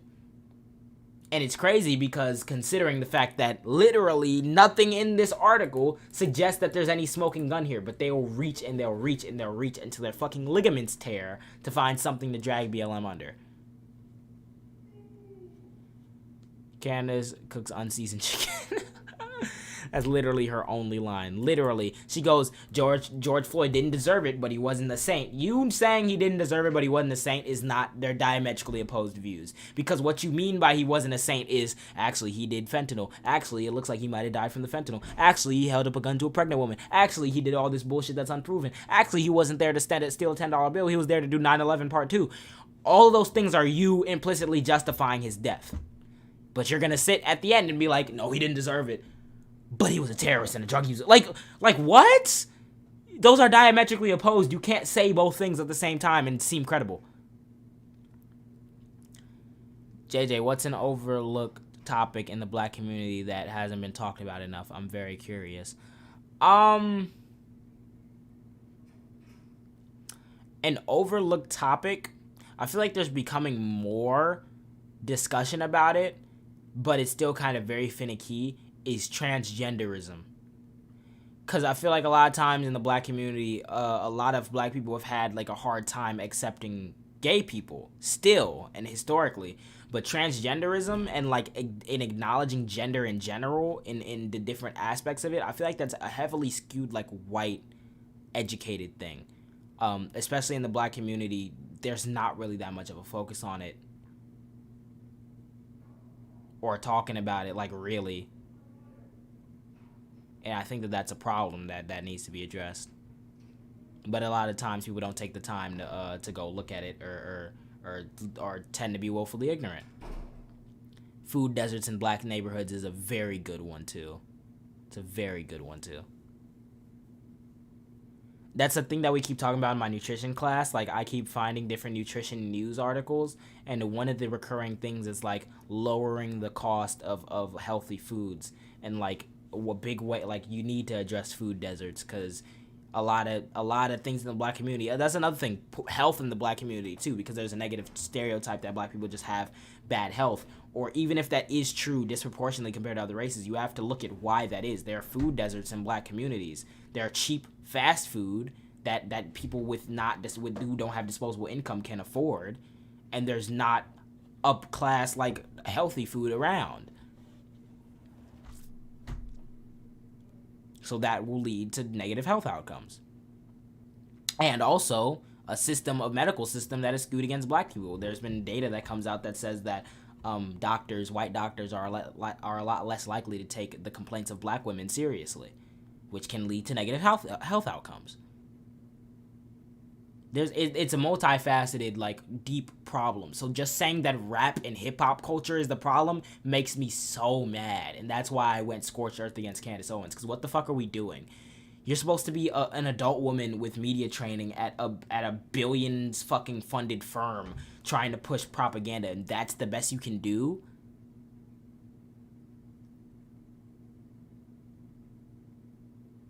Dr. Sebi's teaching. I've heard of Dr. Sebi. Is a good place to start building a nutrition, a medicinal system behind.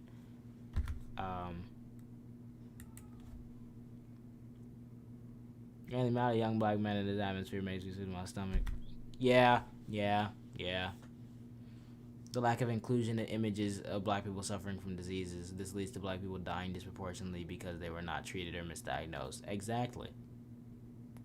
Like, all these issues, and then you tell me, but the baby said I'm going to kill somebody one time, and that means black people think that it's okay to kill people. Like, the brain soup, it's scorching. What's your opinion on Dr. Umar, JJ? I don't really like him. I think that he is,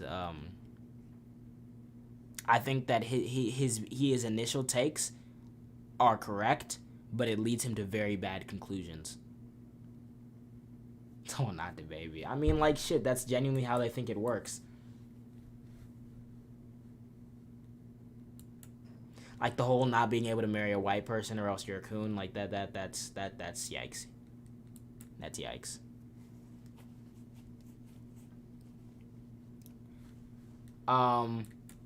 Okay. What are we gonna watch? I've been meaning to watch this Young Don the Sauce God debate against fucking what's it? I'm Dante, because Young Don the Sauce God has gone off the damn rails. I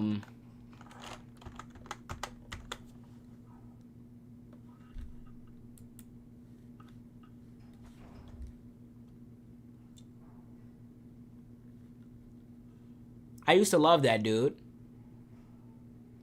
Someone in your chat judged Candace Owens for having a white husband.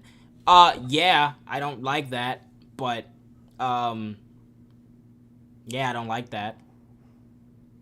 The reason why you should judge Candace Owens shouldn't be because she has a white husband. It should be because she's stupid and wrong, and a grifter. She's smart for being a grifter, but she's dumb. We have to talk about black fascists being a hindrance on the progression of the black community. That is one of the biggest hindrances too. It's like a lot of people do not criticize black creators or black content creators who are obviously wrong and have bad conclusions because they're black. And that allows for some very bad ideas to fester and mask as progressivism.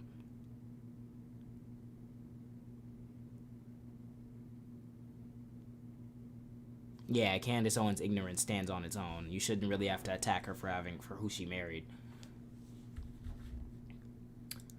Okay. I want to watch this Young Don the Sauce God I'm Dante thing and lose brain cells. So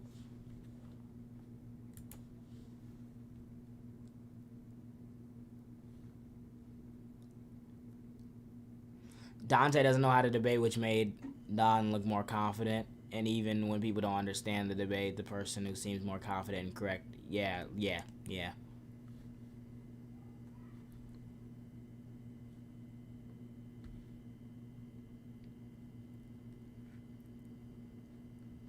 Should we watch Hunter Avalon or with I'm Dante?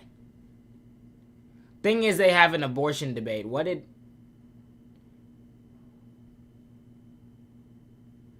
LGBT and God... Did she show up? I haven't seen anything indicating that she's responded to me yet. I kind of want to watch Dante. Are my messages showing up? Yes. If you So listen, they had to go through with the procedure, and which a procedure you would do with an abortion. bro, Had they not like done I that, said she during the died. stream, if you were listening, I sent my condolences to you No. and I your heard wife. the condolences part, but then after that is what you said. That's what I'm checking. What know are you that checking? Wait, abortion what are you is a checking? choice, Hold but a on. Nah, miscarriage nigga. is not, You right? see, nah, you ain't gonna come on here with this energy like you checking me, nigga. Oh, God. Oh, no. You're inconsistent. I ain't talking about your wife, nigga. I'm saying that's inconsistent for you to be pro-abortion, and then talk about Wait, what's inconsistent about abortion and then having a procedure for a miscarriage, which is abortion? Oh, God, no. No! This is about to hurt me because I loved Young Don the Sauce God. He's Jamaican, just like me. And I used to watch his content about his animations all the goddamn time. And they'll be the funniest shits. I'd watch reactions to them. Is anyone surprised that she didn't show? Yeah, she has not responded to me, even though she said she responded to me a day ago.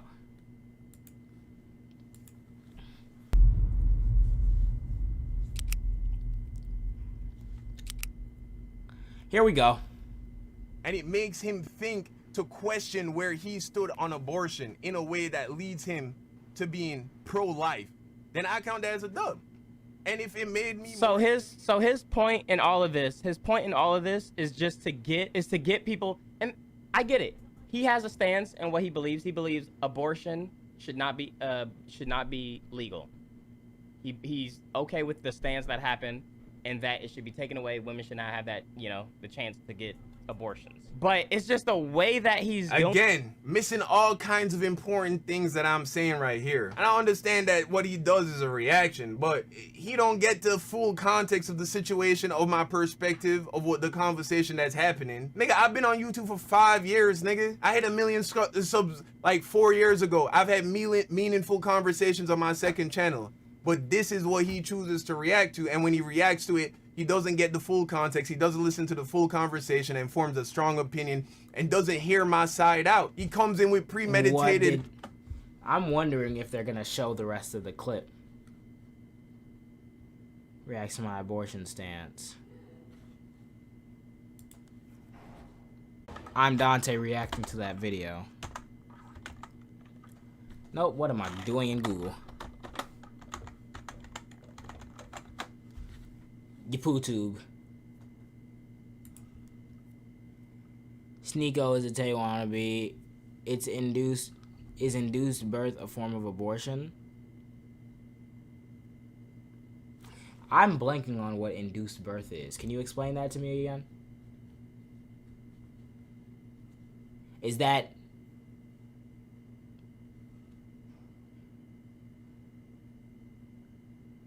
like the baby dies and they like force you to give birth to it so that like or they remove it from you? Because it's the only way to get it out. Either way, if it's the one where they just remove it, that is technically a form of abortion. But I don't know what you mean by that.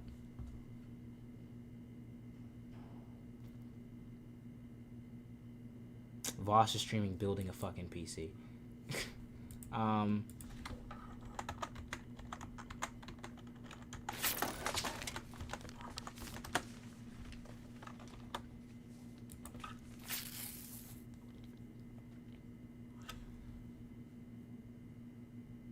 Okay. Let's watch this. TSKE. Wait, Sean wasn't here with the donation set. You seen Young Don the Sauce God's take? Who? Hold on. Give me a second. Let me see what you're talking about. Let me just go to Twitter because I'm assuming that's what you're talking about. Twitter, Young Don the Sauce. This is so random that you said that, but you know you did donate and ask, so I'm kind of intrigued on what you were saying. Young Don the Sauce. I want to see if he actually missed any context or if he's correctly characterizing his stance. Let's see what you're talking about. Let me go to this Twitter. Let me scroll down. No. I can't sign up. Like, bro, is there a way I could just look at Twitter without having to do this, man? I'm banned. And I don't know my account information. Oh my gosh, I can see. He the says tweets smoking from on here. that road pack. Oh, Jesus Christ. Jesus Christ, I can see the tweets from here, man. Let's see. Tell me how. Hold on, I'm reading this Sean for the first wasn't time. Here. You seen Young Don the Source God TSKE. Oh, double. Okay, you're really doubling down on this. Let me see. Tell me how it's only niggas bitching about the fact that I'm pro-life. Y'all niggas lame as fuck. Y'all don't need abortion cause ain't a bitch alive that would let you nut inside anyway. That's a great argument. Dog, you can't preach all this about people being sensitive to different opinions when people don't agree with you. Fuck are you talking about? I don't care. I don't claim to care about your opinion. If you're pro-abortion, you're just wrong in my eyes, point blank, period. When have I ever pretended to care what you think? It is impossible for my daughter to get R-worded. What? Yeah.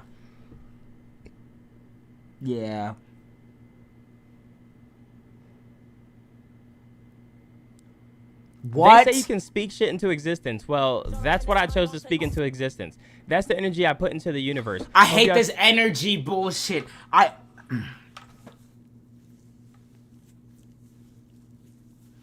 I understand visualizing like a goal that you want to accomplish and trying to speak it into existence. But your daughter not getting R-worded is not a goal which you want to speak into existence. It's something that you fear happening. So you saying that it's impossible for it to happen is not speaking energy into the world. You're just being wrong. Because the only way for it to be impossible for someone's daughter to get R-worded is if R-word did not exist. It is very possible. I wouldn't say probable, but it's probable that she may be sexually assaulted at some point in her life. That is stupid. That's not energy. You're just wrong. He was off a perk doing this on Twitter. Ever have one though? You clearly can't keep her safe. The women in your care must be easy pickings. My women are protected. Oh God, this screams Andrew Tate. Oh God. Okay. Okay, chat. Let's talk about it. So I see this shit. I see this shit. And I'm thinking to myself, what the fuck is going on? What is going through the mind welcome. right now? What is going through the mind? Wi-Fi's of been this good person for a minute. Disconnect your phone from Wi-Fi. I honestly don't know, bruh. Yeah, I hate Walmart. They didn't have it. I honestly, he's on a call with where? No, On a call with Rage where? Where? You work at Walmart and you don't know where the LAN really cables are at?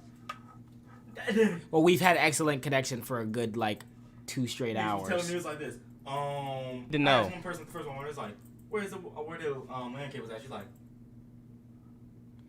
Oh I my have Lord. no idea, but I know this is the cord section. I'm like, you call it the cord section? Okay. Nothing. Just extension cords. Lord. I was like, okay. Yep, Where can I watch this?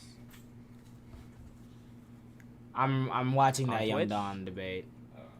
Because this.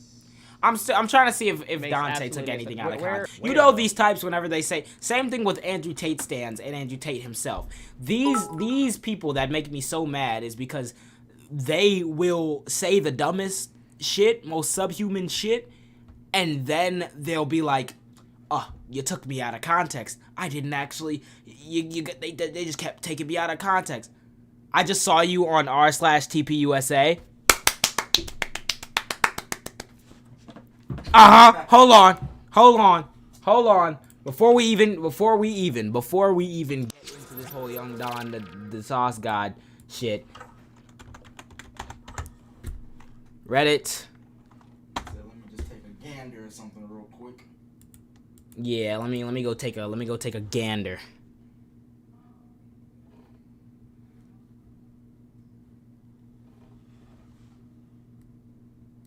Let's just go why did I /TP USA. I fucked that up.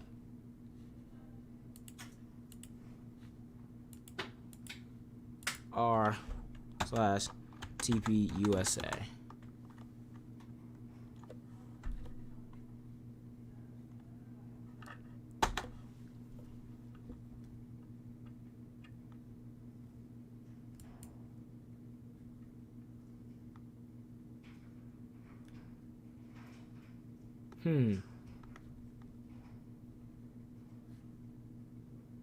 Where's r/TP USA? Toilet paper. Talib Kweli. Yeah, I saw that he what's your thoughts on Lil Ben Shapiro? Stupid. No, he's not stupid, but he's not stupid, but he's wrong. Not stupid, but not smart. Toilet paper USA.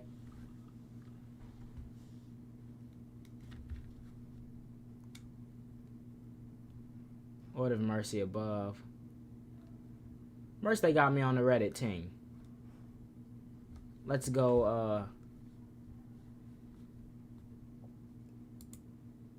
I guess top? Nah, it would probably be just hot stuff or new. Dear Imperials. Eli trying to get me to take him and his roommate to Domino's. Ben Shapiro's worst name. What? Eli want me to take him and his roommate to Domino's. Man, hell nah. Be like, yep, sorry my guy. Can't do it. I can't be bothered to look for it. I'm not gonna lie. Oh, wait, there it is. There it is. Candace Owens gets smoked by 18-year-old on TikTok. I was just finna click off. This has 442 members. Y'all are hilarious, Charlie Kirk fans. Heaven above. If you're trying to make the argument that black people are just genetically predisposed to have a bad culture, please do, and you'll get blown the fuck out of the water. I'm actually convinced that all these right-wing nut jobs believe this. With Candace, on the other hand, I don't know if she does. She's such a pathetic grifter, and I have a hard time believing that she believes the shit that she says. She's probably in it to cash in. These right-wing bozos don't even realize that systemic institutionalized racism affects us black people at a very detrimental level, in which return will lead to a variety of problems. We have mountains of evidence proving that it clearly exists. If you live a rich, happy life, why in the flying fuck would you want to resort to streets and commit crime? It's basic fucking socioeconomics. That is why the poorest countries on earth tend to be the most dangerous. Wonder why they didn't mention that. Fucking thank you. Precisely. Candace Owens doesn't believe shit that she says. At least I think Matt Walsh, Ben Shapiro, I think they both believe what they say. I think Charlie Kirk does too, because he's a fucking trust fund baby and he hasn't had to actually think about anything outside of the drawl that he spits from his lips. I think they believe what they do. I think Candace Owens is the only one there who genuinely doesn't believe anything that she says. But whether or not you do believe what you're saying, I think you're still a morally repugnant human being regardless, because you are selling out your morals and or just have a lack of morals, and all you care about is getting money. Yeah, I think either way you're morally repugnant. She's the one in TPUSA that I actually dislike. For many more reasons. I dislike all of them, but I dislike them for many different reasons. Candace probably has the most reasons why I dislike her, followed by Ben Shapiro, then Charlie Kirk and Ben Shapiro and Matt. They're all kind of very ass. I'm not gonna lie. I can't even parse out how much I dislike each of them. Kind of very ass. But that's cool. That's a cool thing. Now back to this shit show that's about to take place. I'm still waiting for I'm Dante to mischaracterize anything he says. Only 3 minutes in though. Oh, on his channel? Yeah, cash in like her old classmate also spoke on. Yeah, Candace Owens, for those of you who don't know, won a lawsuit in 2008 with the NAACP. She sued her high school because of racial discrimination. She said that white boys said that they were going to kill her because she's black. NAACP stepped in. They sued the school and received over $37,000 in what the hell is the term? I'm in law. I should know the damn term. Settlement. They settled for $37,000. And since then, Candace Owens has become a coon. I don't understand how you can argue to me that systemic racism doesn't exist, but you fucking literally sued your school because of it. So she doesn't believe not a damn thing she says. Matt Walsh literally just had a rant on the right breeding age. Yeah, Matt Walsh is one of those things too. Yeah, he came out and he like a true patriot didn't apologize, told everybody to go fuck off because I made mistakes when I'm 23. You know, I hate this thing when people go like, "Oh, you guys are coming at me for things that I said years ago." Sometimes it can be wild, but at what age is the cutoff? Because it's like, "Oh, I said it when I was 13." That's okay, whatever. Yeah, I said it when I was 16. Okay, that's whatever. I said it when I was 18. Okay, that's whatever. I said it when I was 23. Yeah, shut the fuck up. You were a full functioning adult at that point, and you had social media following, and you were online, and you said the things you said. Don't try to come at me with, it was years ago when you were 23 when you said it. Don't start. You're too damn old to be using and your current beliefs and your current rhetoric has not fallen far from the outward racism that you've said on that one broadcast. It's not like you're some upstanding guy and then they reached in the back. No, you've been like this. So don't start with me. What's going on with the Walsh guy? A clip came out from him being on like a podcast or a radio show a few years ago where he did a black voice impersonate. He called up to a school in the area acting like a black person because the school was named Michelle Obama high school, and he wanted to know about the curriculum, and he's like flashing pictures on the screen, and he's like, "Oh, I just want to know about the curriculum because my kid that I'm finna send there, he's not the brightest kid," and he like flashes a picture of a black guy flashing up a gang sign or whatever. He did that. He was talking about how the ripest age to have children for women would be like 17 to 23 or something, which is crazy. Along with everything else that Matt Walsh could possibly say that's racist, homophobic, pedophile language. Anyway, back to I'm Dante. Okay. What's... God damn! Young. Hey Julius SS. Love all yo streams Ty. People are dumb at every stage of life. Donald Trump was just president. I still don't think that we should give a pass for what people say, depending. Like, if you said it in what darnation, exactly. If you said it at, like, 13 before you were, like, a legal adult, or, like, any time really before you were a legal adult, then I can see. But, come on, bro. You said it at 23, and you were a media figure at the time. Don't start. And, again, you don't show that you've actually changed, considering he just was on, like... For real, talking about how women in pregnancy, blah, blah, blah, and why we shouldn't really care that people are getting pregnant at 16, because, well, like, yeah, nah, at that point, get out.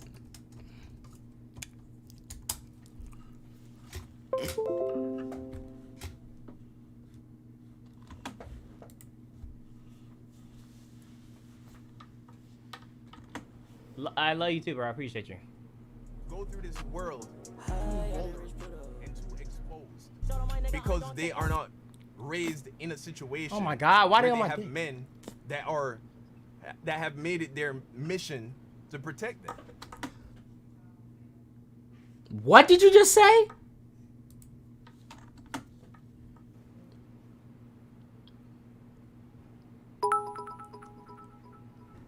Oh, on his channel? Oh, what's up, Karan? What's up, boy? Okay. What's... God damn! Young. Hey Julius SS. Love all yo streams Ty. I love you too, bro. I appreciate you. Go through this world too vulnerable and too exposed because they Go are through not this raised in a world situation vulnerable. Oh my God, why they where on my have dick? men Said they that are what that women have go through this made it world their vulnerable mission. and exposed because they don't have men who have made it their mission to protect them. Buddy, that's not the reason why a lot of women are exposed. Whether or not you have a man somewhere to protect you in some way, shape, or form. Men are not like superheroes who are fucking made of iron. Men can and will take advantage of people no matter, like, men and women. Anyone will take advantage of you no matter what, no matter who you have to protect you, realistically, if they can. But the reason why women get sexually assaulted and stuff is not because there's not a big, strong man there to protect them. That's because that's the society we live in. And men who harass them or whatever will do so, whether or not there is somebody there. And unless you propose we live in a society where a dude is a big, strong bodyguard muscle dude is walking around with women at every single point in time, something can and will happen. to protect them. That's some Tate shit, yep. What I am saying is that, one, we as a society, the men in the society, need to take more accountability for the protection of the women in this society. That's not what this is about, and that though. Too many of our women. That's not what are this is being about. led. But so we as men in society need to take more accountability for the protection of women, but we shouldn't take more accountability for the actions of other men when sexually assaulting them? So take more accountability for our lack of protecting women, but don't acknowledge what we have to protect the women from.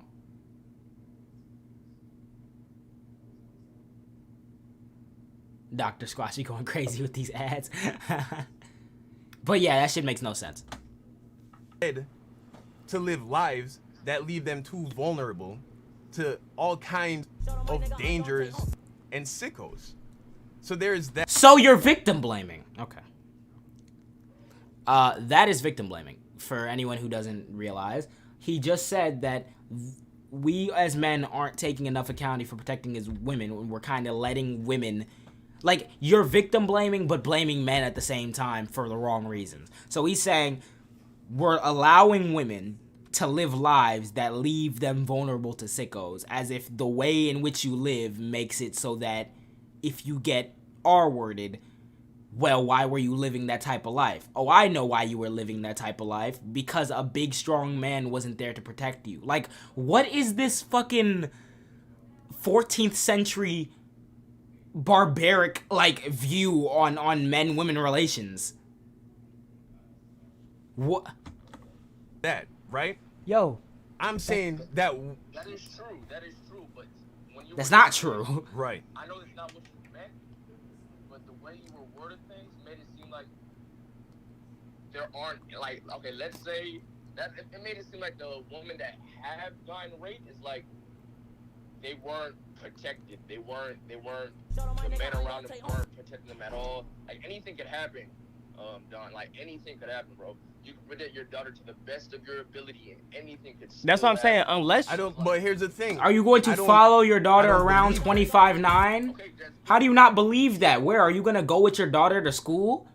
Are you going to go with your daughter to school? Your daughter, his daughter in this case, would have a good, how old? I guess she's like just now born.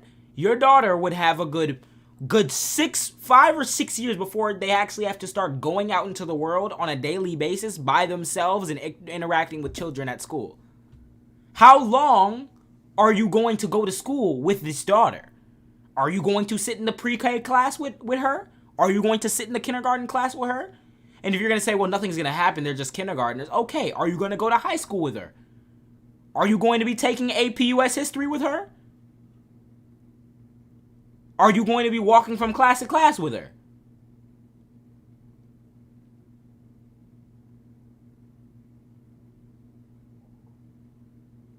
Like, what are we to do?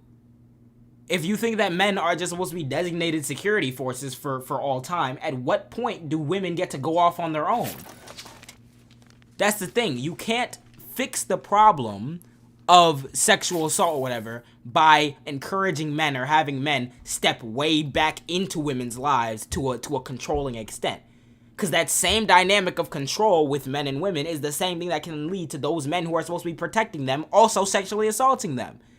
You do understand that every man is not some big moral upstanding fellow who would never sexual assault. Who's to say that the people who are protecting them can't still sexually assault them? If that is the world we're going to live in. You cannot protect any human being on this planet 1 billion times throughout the day. You cannot protect them 25/8. You cannot protect them from the sun coming up to the sun coming down to when they're asleep. You can't. You just can't control that.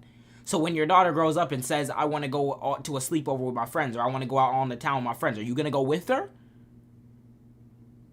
Are you going to hire security to go with her and deprive her self-agency? No, you're not. So then if something were to happen to her, is it because men weren't protecting her? Did you fail? Or did the man that sexually assaulted her, is he at fault for his actions? Like, why are you putting the blame on men for not being the protectorate when you should be putting the blame on men for being the aggressor and the person who did the sexual assault? Not saying that women can't, because women can, but in this specific scenario, why is that the reason you're blaming men? And you're making it seem as though women are like these dogs and these pristine glass sculptures, or these pristine glass sculptures that will break and shatter with a gust of wind. You don't have to believe that. I'm sorry. I gotta say this. The thing is, can I pause? I can't pause. This is the thing, bro. You, as hard as you want to, like, everybody obviously wants to protect their daughter. When you have a daughter, if you ever have a daughter, obviously you're gonna want to protect those women, your sisters even. But unless you're going to be around them, attached to the hip 24/7, I like meme_100. she's gonna have to eventually live her own life. Things happen. I'm watching your wife play Walking Dead Bible Thump. As much as I would like hate for my sisters to get in car crashes, like I don't want that to happen. Like I can't be in the car with them or drive them everywhere that they go. They gonna have to be driving, and they gonna get into accidents. Like sometimes they're gonna get into accidents. My sisters have gotten into car accidents. I wish that could have been prevented, but like shit like that happens. It doesn't like. Oh my God, this is like an easy place to express very complex ideas, and I say what I say. I don't really care how people want to interpret it. That's the same thing that Andrew Tate and them say. It's because they're too coward to actually... whenever these people, like Andrew Tate, like Young Don, like Sneeko, whenever these people say, I'm just saying what I'm saying, and I don't really care how people take it, it's because they want to insulate themselves from criticism and empirical evidence. That's the same reason why Andrew Tate was talking the shit about how women are bad drivers, and then Hassan came on and said, well, insurance companies who literally spend billions of dollars on research to determine the prices on which they charge people for car insurance have determined that men are more risky, less safe drivers than women. Thus, they charge men more for insurance. And when he said that, Andrew Tate, like, turned into a baby man. Was like, it's just my opinion. I never told anyone that they had to care about what they say. It's because you're too coward to take your own ideas to their logical extreme. To their logical conclusion. Not even extreme, just conclusion. If you come on and you say you don't believe that women getting raped can just happen, it's just a product of men not protecting them, then take that to its logical conclusion. Imperial evidence. Then take that to its logical conclusion.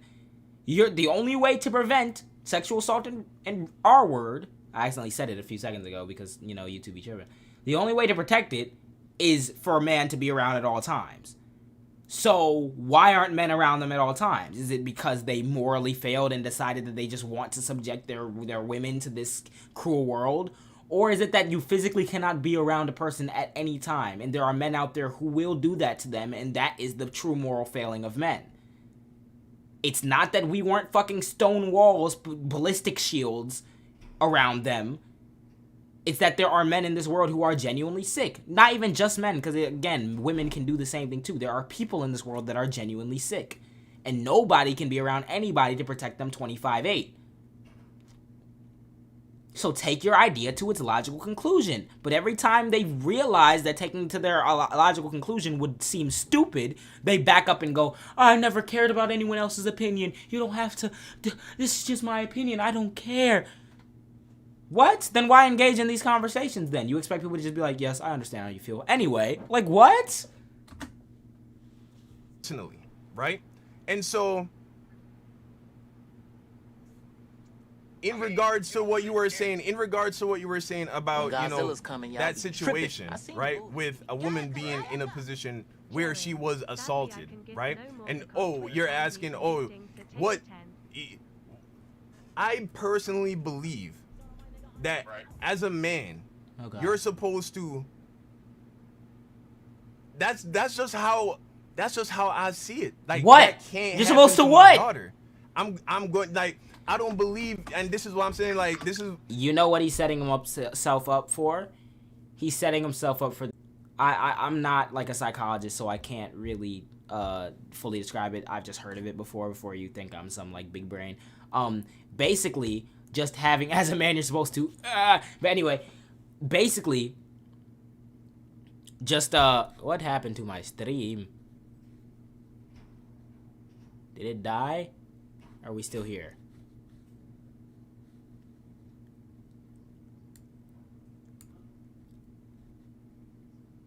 Okay, we're fine. So, basically, what he's setting himself up for is the cognitive dissonance that sets in when you assume one thing and you build your whole life around, not even around a central idea, but you're building your whole life and then something comes along and fucking smashes it. And you make that entirely more easy to happen when you just world hypothesis your way through the world and you believe that, well, rape is bad and my daughter's good, so therefore rape can never happen to my daughter. Or else I failed because I didn't protect her. If and when something, doesn't have to be a rape or a sexual assault, something unfortunate happens and you can't be there, that you letting yourself slip into that mindset is going to fuck you up mentally. See, this is why feminism is truly the answer to a lot of these problems. And I know a lot of people are going to be like, if anyone sees this and they react to it, they go, what? What I mean by that is feminism isn't just dogging on men or isn't dogging on men regardless at all, but that's what the popular media depictions are. Feminism would step in and be like, people with feminist values would be like, you don't have to blame everything on yourself. Because that tendency for men to blame everything on themselves, to keep that emotion in, that's what leads to higher suicide rates and problems for men emotionally, and feeling like they have nowhere to go. Because why in the world would you blame yourself for not protecting your daughter because some random shit happened? You cannot protect anybody 100% of the time. And you saying, this cannot happen to my daughter, well, what happens if it does? What happens if it does? That right there is toxic masculinity. What happens if it does? If it does, well, where do you go from there? You blame yourself. You internalize that. And you think that is a personal moral failing on your part that there are fucked up men in the world. That's stupid. That doesn't lead to any good outcomes.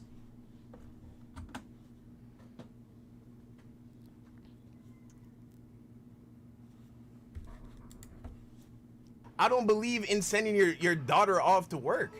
Wait, what?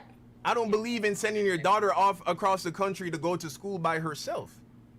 What? I don't Across believe the like country? I What about believe down the that street? What about down the street? Can your daughter not go to school down the street by herself too? We live. You see, I'm an extremely traditional person. That sounds Ray, controlling. and I don't know how much It of my does. content you even have Wait, explored. what do you mean, like, go off to work? Like, bro, I don't believe women should work. Why? You see, so if a woman doesn't go to work, she cannot get raped by her coworker. Wait, What so you're the keeping her- fuck, bro?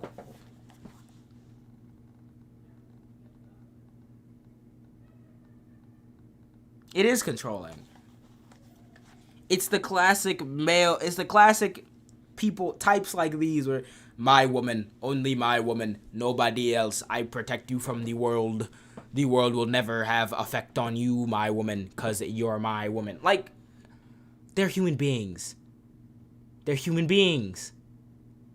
They're human beings. Jesus, peace above. I don't believe women should be allowed to Out the walk house? around at night by themselves. Wait, so By are they their- allowed out the by house? Allowed, or you mean they shouldn't do it? Allowed is not. I don't mean they should be in prison like no, they should be illegal. that's what it I mean sounds that like. We need to create. He a does. cul- He does realize our words that, like, they don't come out. They don't only come out at night. They come out any time of day. To be accompanied by her father, by a brother, by an uncle, Literally by what her I said. husband, She by has her to be boyfriend. attached by the hip. Women, you shouldn't She's a ever prisoner. see She's a woman prisoner. walking around on her ones Yeah, that's true. downtown at 11 p.m. She can't go to the club with her friends. That's how so that's what I mean when I say I'm. Like people. Yes, yeah, people are weird, and especially at night, people are weird. Especially at night, people are weird. But I'm not gonna I'm not gonna control my wife, bro. I'm not gonna control my wife or control my daughter and say, no, you're not going to sleepovers. Or tell my wife, no, you're not going to the club. You're staying right here with me. You're not going anywhere. And if you're going, I'm going. And it like, bro, she wants to go to the store to get something. Like, no, you're not going to the store. You never know. The reason why these ideas come about is because men like young Don don't see women as anything other than vessels by which they create a family and have sex.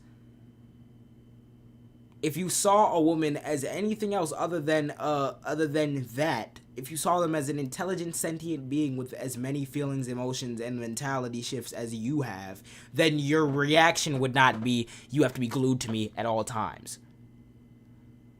And I have to do everything in my power to make sure no men get, like, no one wants that stuff to happen to and I will do everything in my power to make sure nothing happens to my girlfriend. But I can't be around her every day. She has to go to college on a different campus with thousands of people. But I don't lose sleep over that because I trust my girlfriend. And I don't need to control her 25/9. And if something were to happen, then that's when you take action. And do what you deem necessary. When they're in your presence, you do what you deem necessary. But they can't always be in your presence. But you don't see a woman as someone just like you, except for the opposite sex or the opposite gender. Or a different gender. You see these people as your property. And you can't let no other nigga be in your property. Or do anything to your property. Because even if we take the whole women can defend themselves angle out of it, because you're going to respond, oh, but men are physically stronger, and if there's some strong dude, she ain't going to be able to do. Yeah, that's true. But the response then is not to, you cannot leave my sight for more than a second if we're going anywhere, and you can't be out. And, like, what? You losing sleep over nothing. Happen. They have to live their life. If you go out tonight by yourself, a nigga gonna rape you. What you gonna say? What you gonna say? That can't happen. You gonna have to kill me, right? Exactly. So why can't we extend that kind of energy to the protection of our daughters and our wives and our girlfriends? Josh, you have to talk. We want to. We do.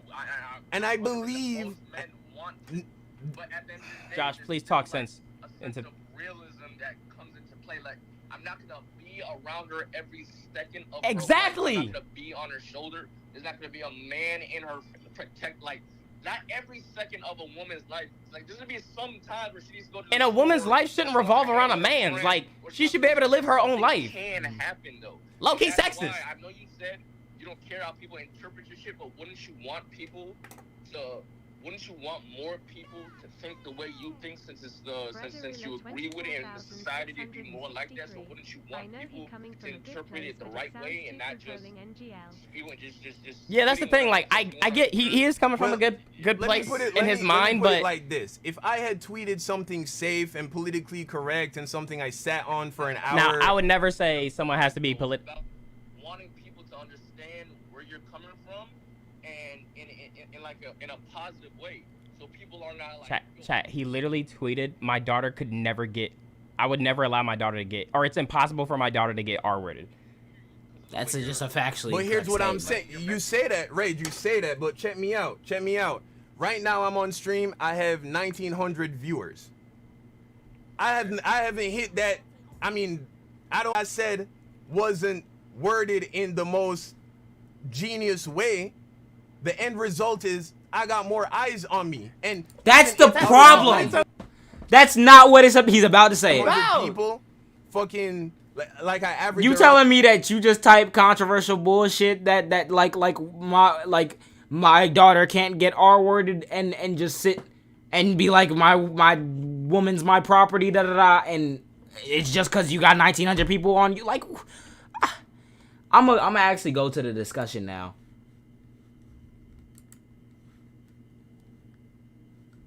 Like, assumptions because he knows he's on the right side.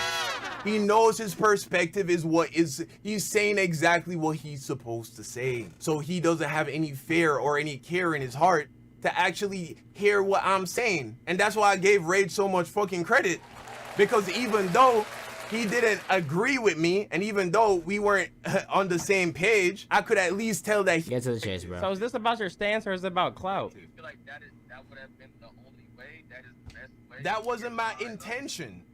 I had no intention of anything. I just spoke how I felt honestly, and this is where it ended up. You get what I'm saying? I don't think if I could choose to always tweet. What do you mean? Tell my chat stop being weird. I'm sitting here watching. I'm not doing nothing. What the fuck did I do? Millions of views, then nigga, I'd be bigger than Mr. Beast. But it's I don't not know for how to do clout. that shit. All I can do is live my life. And again, oh boy, oh lordy lord. Oh, this is about to get even crazier. Guys, guess who's calling? All right, guys, here he is. The man, the myth, the legend. Your Rage Gaming. I'm not here for what you might think I'm here for. I don't think you. I have no expectations, bro. I try to live my life with zero expectations. Oh boy.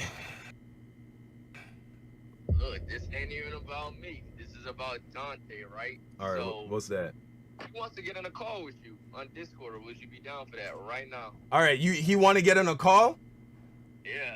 Shit, fuck it, let's make it happen. I just need to take a piss real quick, and then we can do this. All right, let's talk, man. What's good? I mean, I just want to know what your stance is that you just don't fuck with abortion, right? Like, abortion, cool, should be gone. Yeah, no, I believe abortion is murder. Okay. Yeah. Shit, bro. That's an impossible. I believe that children in the womb are just as much people as children outside of the womb. I believe Right, that right, life right. starts at conception. Okay, right. Life starting at conception is one of the dumbest shit I've ever heard in my life, because you do understand that a baby can be conceived, like the sperm can fertilize the egg, but the egg could not be implanted. Not every single egg that gets fertilized is implanted. So unless you're saying that conception is something other than when the sperm meets the egg, I don't know. The egg and the sperm can still pass through without. So is that like death? Is that murder? Is that manslaughter because your body didn't facilitate the growth of this child? I don't fucking know, bro. I was watching your stream because, you know, some people told me you was like smoking on my pack or whatever. Talking about there's so many streams. You said some things that I wanted to touch on. One thing in particular is like the death of my my child. My wife had a miscarriage. Was that your child? Huh? Was that your child? What do you mean, was it my child? You said your wife had a miscarriage. So you view that baby as your child, right? Yeah, my nigga. Okay. All right, so why is your baby a child, but when another woman aborts a fetus, that is not you your understand child? abortion is about a choice, right? My wife didn't choose to have a miscarriage. She But just wait. had one, my But nigga. if it's listen, she just had one, my nigga. I don't know if you ever experienced a miscarriage, and I hope you don't, because nobody should have to experience that. But what she experienced was not only was it a here's the miscarriage. problem. Here's the problem. Here you go. Now you're trying to talk over. You're trying to talk over the. Okay. Here's my thing. I haven't drinking this protein shake at all. Let me go put this shit back in the fridge. So I can see where Dante's coming from here, right? Because in a world without hold on, let me ban the fucking bot. It was an in. See, I can see where Dante's coming from here, right? Because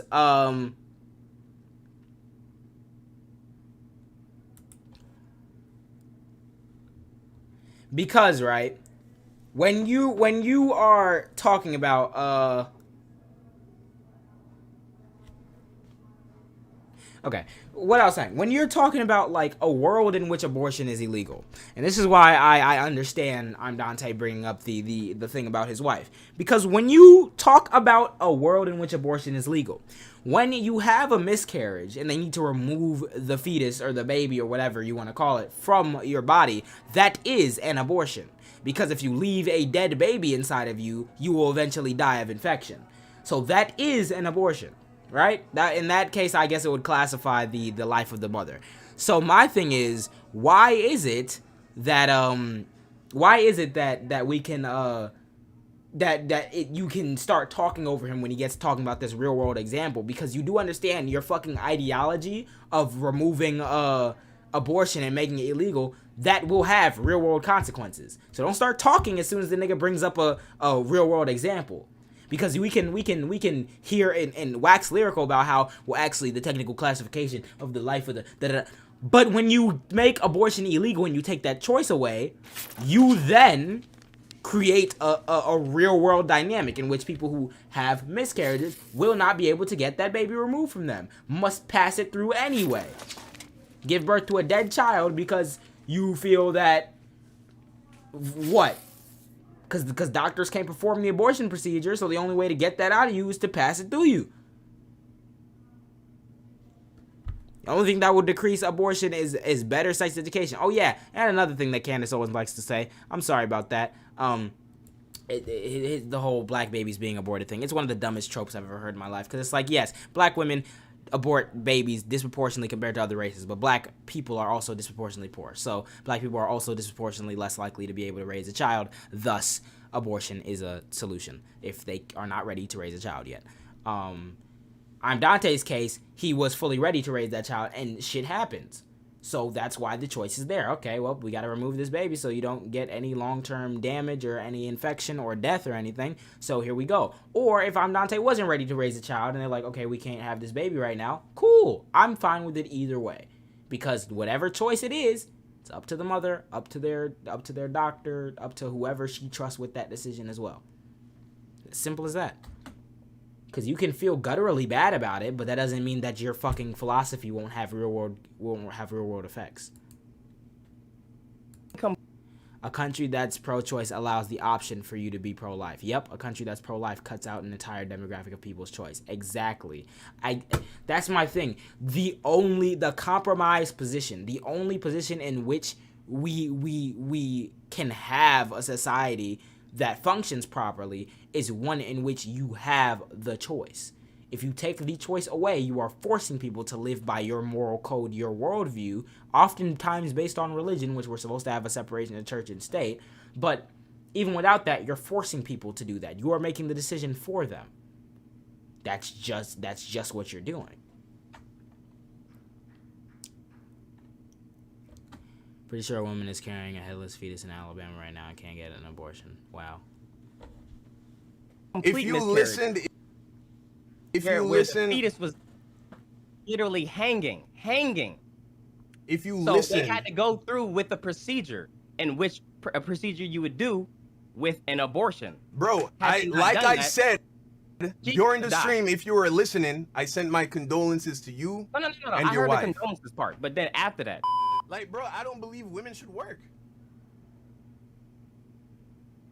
You see, so if a woman doesn't go to... And see, Dante don't say nothing because I bet his girl don't work. This nigga, what, a millionaire? He make mad money. I bet you his wife don't work. And she probably don't... Do he even have kids? I bet she don't work and she ain't even give him children yet. Ain't that crazy? So why that nigga stay quiet? Damn. She cannot get raped by her. Why would you say that wait, shit? so you're keeping her? I don't believe women should be allowed to out the walk house around. Oh, yeah, the miscarriage? I didn't fucking know, nigga. Calm down, bro. No offense to you, Dante, if you're going through that situation. I didn't know you had a miscarriage. But y'all niggas going, I don't, if y'all niggas want to come at me like I fucking knew that, I didn't know that. I don't know this nigga, bro. All I know is this nigga talking, bro. He make assumptions about me. I made assumptions about him. It is what it fucking is. Deal with it. My condolences to your wife. And to you. Is what you said. That's what I'm checking. What are you checking? Wait. What did he say after that? See, nah, you ain't gonna What did he say after that? What did he say after that? Why did you cut it off right there? Like you checking me, nigga.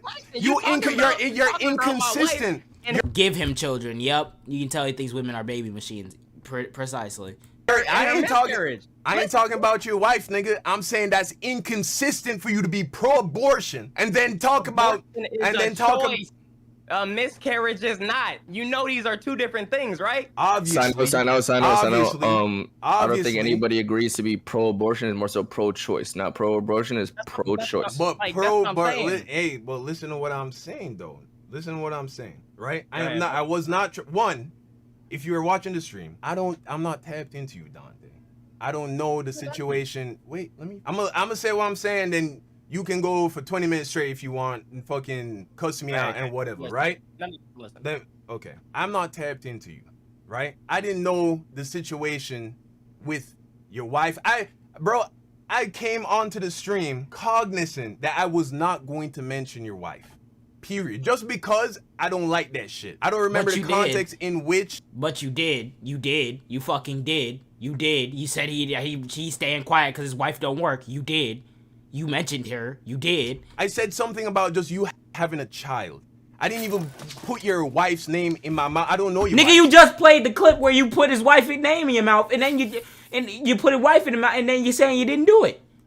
Name. I've seen like one picture of her. I saw your vlog where you had your wedding and all that, and that was very nice. But I did not fucking mention your wife or none. The chat informed me that you went through a tragedy of having a miscarriage. And I was like, okay, my condolences. I would never have gone there if I had known that, because I have a child. And I would never allow a nigga to play with my child like that. And so I would never have gone there. But I took the opportunity to point out the inconsistency of how it's a child when it's your wife, but when it's another woman, it is not a child. And they have the choice to kill that child. That is my problem. My problem is that inconsistency that so many people on the pro-choice side seem to have. it's either it's a baby or it's not a baby. Oh Lord have And mercy. under any other circumstances, under any other topic, bro, I'm not that invested in that many things. But My thing is, right, this would be a very cogent argument if we are genuinely considering whether or not it's a baby or whatever. My position is I don't care whether or not you call it your child. You can once we as a society, especially men or people who are about to have children, once the millisecond the news comes out that you're pregnant or whatever, a lot of times people start colloquially referring to it as, oh, that's my baby, that's my child, da-da-da. That doesn't change the scientific classification of what it is mostly. And even if we are arguing that, I don't care whether or not you consider it a child, because if a woman is third trimester and then the baby dies or something comes out and it's like, if you give birth to this baby, you will die, I'm supporting whatever the mother's choice is. You call it child and baby or whatever, and you point out that inconsistency in order to appeal to emotion. Because you're trying to say, oh, it's inconsistent because you called it a child, and now you're saying you want to kill that child. Because when you put the word child on it, that creates certain connotations. When people say child, you think, oh, just a live child, da-da-da, which is exactly your position. It's the same as one that's alive. Cool, you can have that position, whatever. But I'm telling you that even if you consider it a child, and even as much of a child as on the outside, which it's not because it is solely dependent on the mother for life, which you can say that, oh, the mother has to provide for the child, but if the mother leaves a room with a baby or with a child in the room, it will not die. You cannot leave a room with a baby that's inside you in that room, because that would require you pulling the shit off of you, and in which case it would die. So, even if you're third trimester and you consider it a child, if something happens and the woman will die if you give birth, I don't give a fuck what you call it. If they choose to get rid of it, then that should be their choice. If they choose not to, then that should be their choice. He's calling it a child because his wife was going to have it, but something happened to prevent it. Exactly. And in the case something happens to prevent it, something should be able to happen to remove the baby from you. Exactly, and you're not pro-life because say someone didn't want to have a child, right? And the baby's coming or whatever, and everyone's calling it a child, da-da-da, you're saying, oh, the child's on the way. That doesn't necessarily relate to what's going to happen once the baby's in the world. Because if you're not ready to take care of a kid, you will not be ready to take care of a kid when the kid is born. So, like, I don't understand the focus, the necessary focus on oh, it's a child, da-da-da. Because, nigga, either way, it's still gonna be, you're still gonna end up not being ready to take care of that child. So you should have options. If you were looking at it from my perspective, where I genuinely believe that the endorsement of abortion is the endorsement of mass infanticide. People, you saw how up in arms people are y'all still there? I'm just making sure. I ain't gonna lie, you lost me. I'm just waiting for you to finish so I can say what I gotta say. Like, you kind of dragging after the, like, I heard what you said at the beginning, now you kind of going on to some other shit. If you saw all of the rage, the outrage around the BLM situations around George Floyd, da-da-da. No, don't say the black babies. Don't say black babies. Don't say black babies. Don't say black babies. Don't say black babies. Don't say black babies. Please don't say black babies. I will lose my shit. More black babies. More black... Fuck!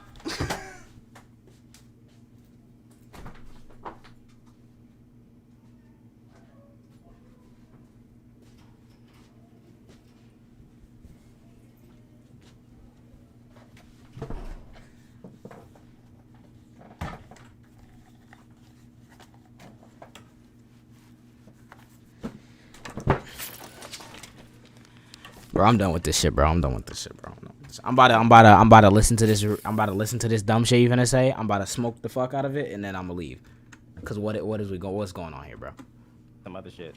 If you saw all of the rage, the outrage around the BLM situations around George Floyd, da-da-da. More black babies, more black boys have been killed via abortion than all of the other crimes against the black population in America combined. Why? Watch him not answer that. And so when you look at shit from the perspective that I look at it from, that is why I feel so passionate about it. But since you're not... Why? No one ever talks about the why. No one ever talks about the fucking why. No one ever talks about the why.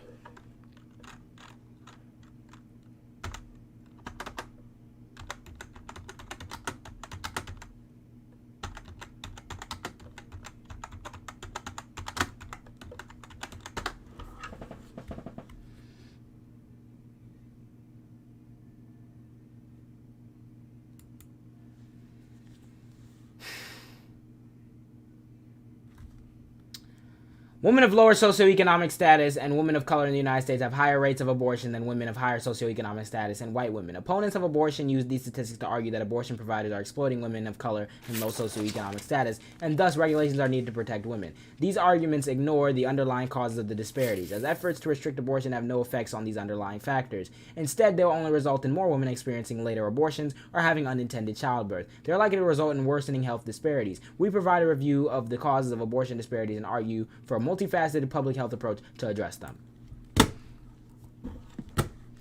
All you have to do is Google the why.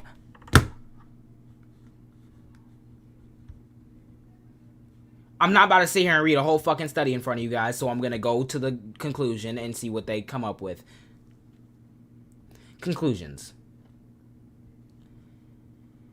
The recent expansion of efforts to use disparities in abortion The recent expansion of efforts to use disparities in abortion rates as a political strategy to justify limiting access to abortion has the potential to increase disparities in women's health by increasing the abortions at later gestational stages and raising the rates of unintended childbirth. In addition, decreased access to abortion limits women's abilities to make the best decisions about child rearing for themselves and their family. Research and policy that recognizes the importance of all aspects of women's reproductive health, including pregnancy prevention, abortion care, pregnancy services, and economic supports, are essential to meeting the reproductive health care needs of low SES, socioeconomic status, women of color. This work must recognize that although disparities are associated with differences in individual level factors, these factors are constrained by and produced by larger structural inequalities, including racism, poverty, and by a legacy of coercive reproductive health policies. Thus concluding that the reason why these women, especially women of color, have way more abortions, black babies are aborted more, is because black women and black people in general tend to be lower socioeconomic status, thus not having the financial liberty to raise a child, thus choosing another alternative that could get rid of a child before they either get rid of it late or birth it into a world in which they cannot raise and provide a meaningful, good life without worry for that child.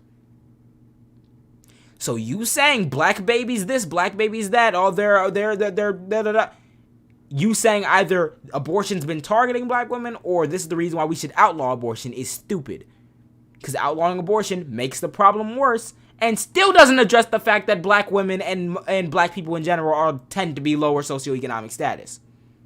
Again, this is what I'm talking about. This is the whole... I'm starting to come up with a theory about the whole ideology that underpins black conservatism. It's blaming outcomes for existing and not blaming the system that created those outcomes. You're blaming black women or black people or people in general for allowing black women to have as many abortions as they have disproportionately, but not blaming the system that created the poverty that black women face, thus why they have to get abortions. You're blaming rap music and black culture for creating problems in the black community, but ignoring the low socioeconomic status, the slavery, the Jim Crow, and everything that led up to black people having a worse socioeconomic status, thus creating a worse environment, thus creating a worse culture. The whole ideology underpinning black conservatism is hyper-individualism, no analysis of systems, and no analysis of how systems can contribute to individual decision. Because if they did that, then they have to acknowledge that oppression is real, racism had an effect, slavery had an effect, and this is exactly why this shit happens today. This is the whole ideology of black conservatism, and this is why it pisses me off. I can't believe this nigga really said black babies. I can't believe. Jesus Christ. I don't even want to watch the rest of this. Do y'all want to watch the rest of this? I'm bored. I mean, it's not that I'm not listening. I want to hear it's what just, I'm Dante says, and then I'm gonna click off. Like you just keep talking. I'm trying to get to the point. Like you didn't answer the question. You do realize there's the whole basis is the choice. I didn't choose. My wife didn't choose, because at the end of the day, we shouldn't even be debating about this. This is about women. So it really don't matter what the fuck we think. The whole point that is shit, I don't get with that shit at all, bro. I'm not with that shit at all. That kid is 50% mine. She could not have made that without me. I don't get with that shit at all. I gotta take care of that baby. Yeah, you don't get with that in the case of your child, but there's a reason why you shouldn't be legislating taking a woman's choice away because you reckon it's the better choice. Like, in the same way, the thing that let me pick y'all brain for a second. Y'all ever realize how men get so triggered when women say, "Oh, you can't have an opinion because you're a man"? I think that's a yikesy argument from time to time. But you ever realize people that are so viscerally opposed to it are also the same people who are supporting taking their choice away? You're mad when women want to take your choice away, but your solution is taking their choice away. Let me say it again. You're mad when women want to take your choice away by saying you don't have an opinion or you shouldn't choose an abortion because you're a man. But your response is to take their choice away. Let me say that again. You're mad because men or because women don't want you to have a choice or a say in abortion. And your response is creating a society where they can't choose to have an abortion. So you're mad because they want to take your choice, so you want to take theirs. It's contradiction upon contradiction upon contradiction. Do you think men should be able to financially abort? I feel like the decision to financially abort, as in like your wife decided that you're gonna have a kid and you don't want to have a kid, so thus you can remove yourself and remove your finances and leave. I think that in general, I think that's a niche concept, but even then, I think that kind of speaks to toxicity in relationships. I feel like if I have to consider with my girlfriend, what if you want to have a baby, but I don't want to have the baby, and then you end up pregnant, and then you say you're going to have the baby anyway, and then I'm forced with the choice to leave or facilitate the baby. I think that both of you, Tim over here is naked on stream. This is TOS. You didn't hear what I was saying. I had AirPods in. You had AirPods in. But I think that kind of speaks to a toxicity in a relationship. If y'all can't resolve as big a problem as that, y'all probably shouldn't be able to be together. So I don't think it's mainly about whether or not the man has the right to leave financially. I think anyone can do realistically whatever they want. If women have the choice to have an abortion, then I mean, you can choose to leave. That can eat at your psyche in multiple ways, but I think that's just a problem that you need to resolve in a relationship. Because if y'all can't resolve the choice of having a baby, then, yee. Oh, the stream died. So you swear. Someone said, "Ayo, Tim." He said, "Ayo, Tim," because you naked. Motherfucker. That stream died. Shower in my own college. My bad, you saw my torso up. Like. Oh, wait. Did I pause it? I mean, if they're just talking about me, then wait. Oh, wait. Pause it. The stream is still here. Okay. Yeah. But yeah, is there a timestamp? God, no, there's not. I will be posting these in shorter segments, though. But yeah, with that, I think I can wrap up. I've been streaming for a long time. Why does my camera keep getting higher and higher?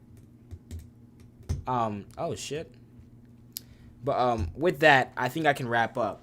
I honestly can't be bothered to sit through the whole thing. Y'all got my thing. Shorter segments of this will come out as YouTube videos. Shorter pieces of this will go on TikTok. I think that the ideology that underpins black conservatism is so contradictory to everything, and it's not just because you're black, you shouldn't be conservative. It's because all of your arguments kind of intuitively lead you to you clearly don't understand black issues. I really think that you become a black conservative because you don't know black issues, like, at all. You don't know the data. Young Don has never looked at the data as why black women are so commonly having abortions compared to any other race. Or else you wouldn't come to the conclusion that we need to outlaw abortion. You just wouldn't. Don't say black babies are 100% a clip. Yeah. Good to see and hear you again. Thank you guys for rocking with me. I appreciate and love all of you. We had some troubles at the beginning, but we saw it through. We had a long period of just stable, good connection out of nowhere, even though the beginning was very rocky. So I refuse to believe it was my fault. Bring up statistics, likelihood of the success in the community. Did Candace show up on your campus looking for you? I want her to. What? I want her to. My campus not big enough for that though. She'd probably go to Urbana. If she go to Urbana, I'm an hour and a half away. I'm gonna link up. Ambush her, debate her. I hope you grow larger, bro. Thank you. Today's been a really good, like, a lot of people that I idolize followed me today, and it's crazy. It's literally because of you guys. The 50-80 all that rocked here for like most of this stream. It's crazy. Fucking like Reggie Cuz followed me back. The dude who did the Mr. Johnson's choir performances, the fucking choir remixes to all the songs. Vine, you should know him, but he's I've been watching that dude since the beginning of time, and to see that he followed me back is fucking crazy. And it's because of you guys. So thank you. You ethered Kyle. I almost said my girlfriend's name. You ethered Candace. Yeah, I did. She still said she's gonna respond to me. I haven't seen anything, nor have I been notified that she has said anything. I don't think she is. I told her team was like, yeah, you know what? It's probably best if you stay quiet. You stay out of this one. me and Tim were talking about it. Like, yeah, if I was her handlers, I'd tell her not to. Because think about it logistically, right? She could bring this up to probably try to be a cop out, but if she comes and she somehow destroys me miraculously, okay? Congratulations. You're someone with millions of followers of media training, and you debated and won against some barely notable kid online who's 18-year-old. Cool. In college. But if you debate me and you get fucked up, which you will, it's a scientific fact, you will. Your credibility is out the window. You're fucked. You're done. You're done now. You're fucked. And I already done won because the video blew up on her so bad that, like, I've already gotten a big stepping stone in where I want to be. So if she wants to debate me, she can help me out more. But something tells me that her handlers are like, nah, it's a lose-lose. You shouldn't do it, da-da-da. Or she's going to come with some high production bullshit that doesn't even respond to anything I say. But I don't think she's going to do anything. Thoughts on Trump's subpoena? Based. Fucking based. What is you bogus. You on this time? I hope you hit 1 million followers soon. We just hit 900K. Thank you guys for all of that. So we're closing in. We're definitely closing in. I didn't think I'd be here, honestly. Shit's crazy. Trump's subpoena is absolutely based, and the New York Attorney General is absolutely based. Run into any issues with professors? No, I actually got to talk to my law professor, who's my favorite professor so far. And he, we talked about, cause he noticed me off jump, and he was like, "You're an outstanding student," da da da. And we had a meeting, and he really wanted to know a lot more about my videos and everything. And I told him about it, and we're super cool, super good guy. I applied to be like the person who's in charge of our social media at my college, and the person who was interviewing knew who I was through TikTok, and it was fucking hilarious. We have like a diversity center that I'm slowly becoming a part of, and like a bunch of the people who run that and like who are like higher ups in the school, they knew about me from TikTok, so it's cool. I haven't run into any problems really. You're handsome. Thank you. I appreciate it. But with that being said, I've been talking for a long time. It's 10 p.m. I've been streaming for 3 hours. 3 hours, 18 minutes in particular. Thank each and every one of you for rocking with me and watching. And look for more live streams because now I know I can at least live stream for some time, even though we might have turbulence at the beginning. College has been great. College has been great so far. What do you think about Destiny and Stephen Bonnell? I haven't looked into that situation. I don't pay that much attention to Destiny. Can you talk about Black Wall Street next time? Probably will come up. I don't really have a structured set of topics for these things. Black Wall Street was in Tulsa, Oklahoma, in the 1910s or the 1930s? I don't remember. All I know is that it was a center of black wealth, black community, all the money was circulating within the community. Black people were getting really well off, and then white people came, murdered people, hate crime people, and burned the whole place down. We can talk more about that in a later date, but I'm tired and I'm gonna leave. 1921. Cool.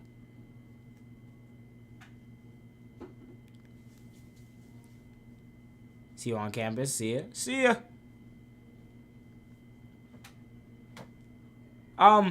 Yeah. Thank you guys. Good night, y'all.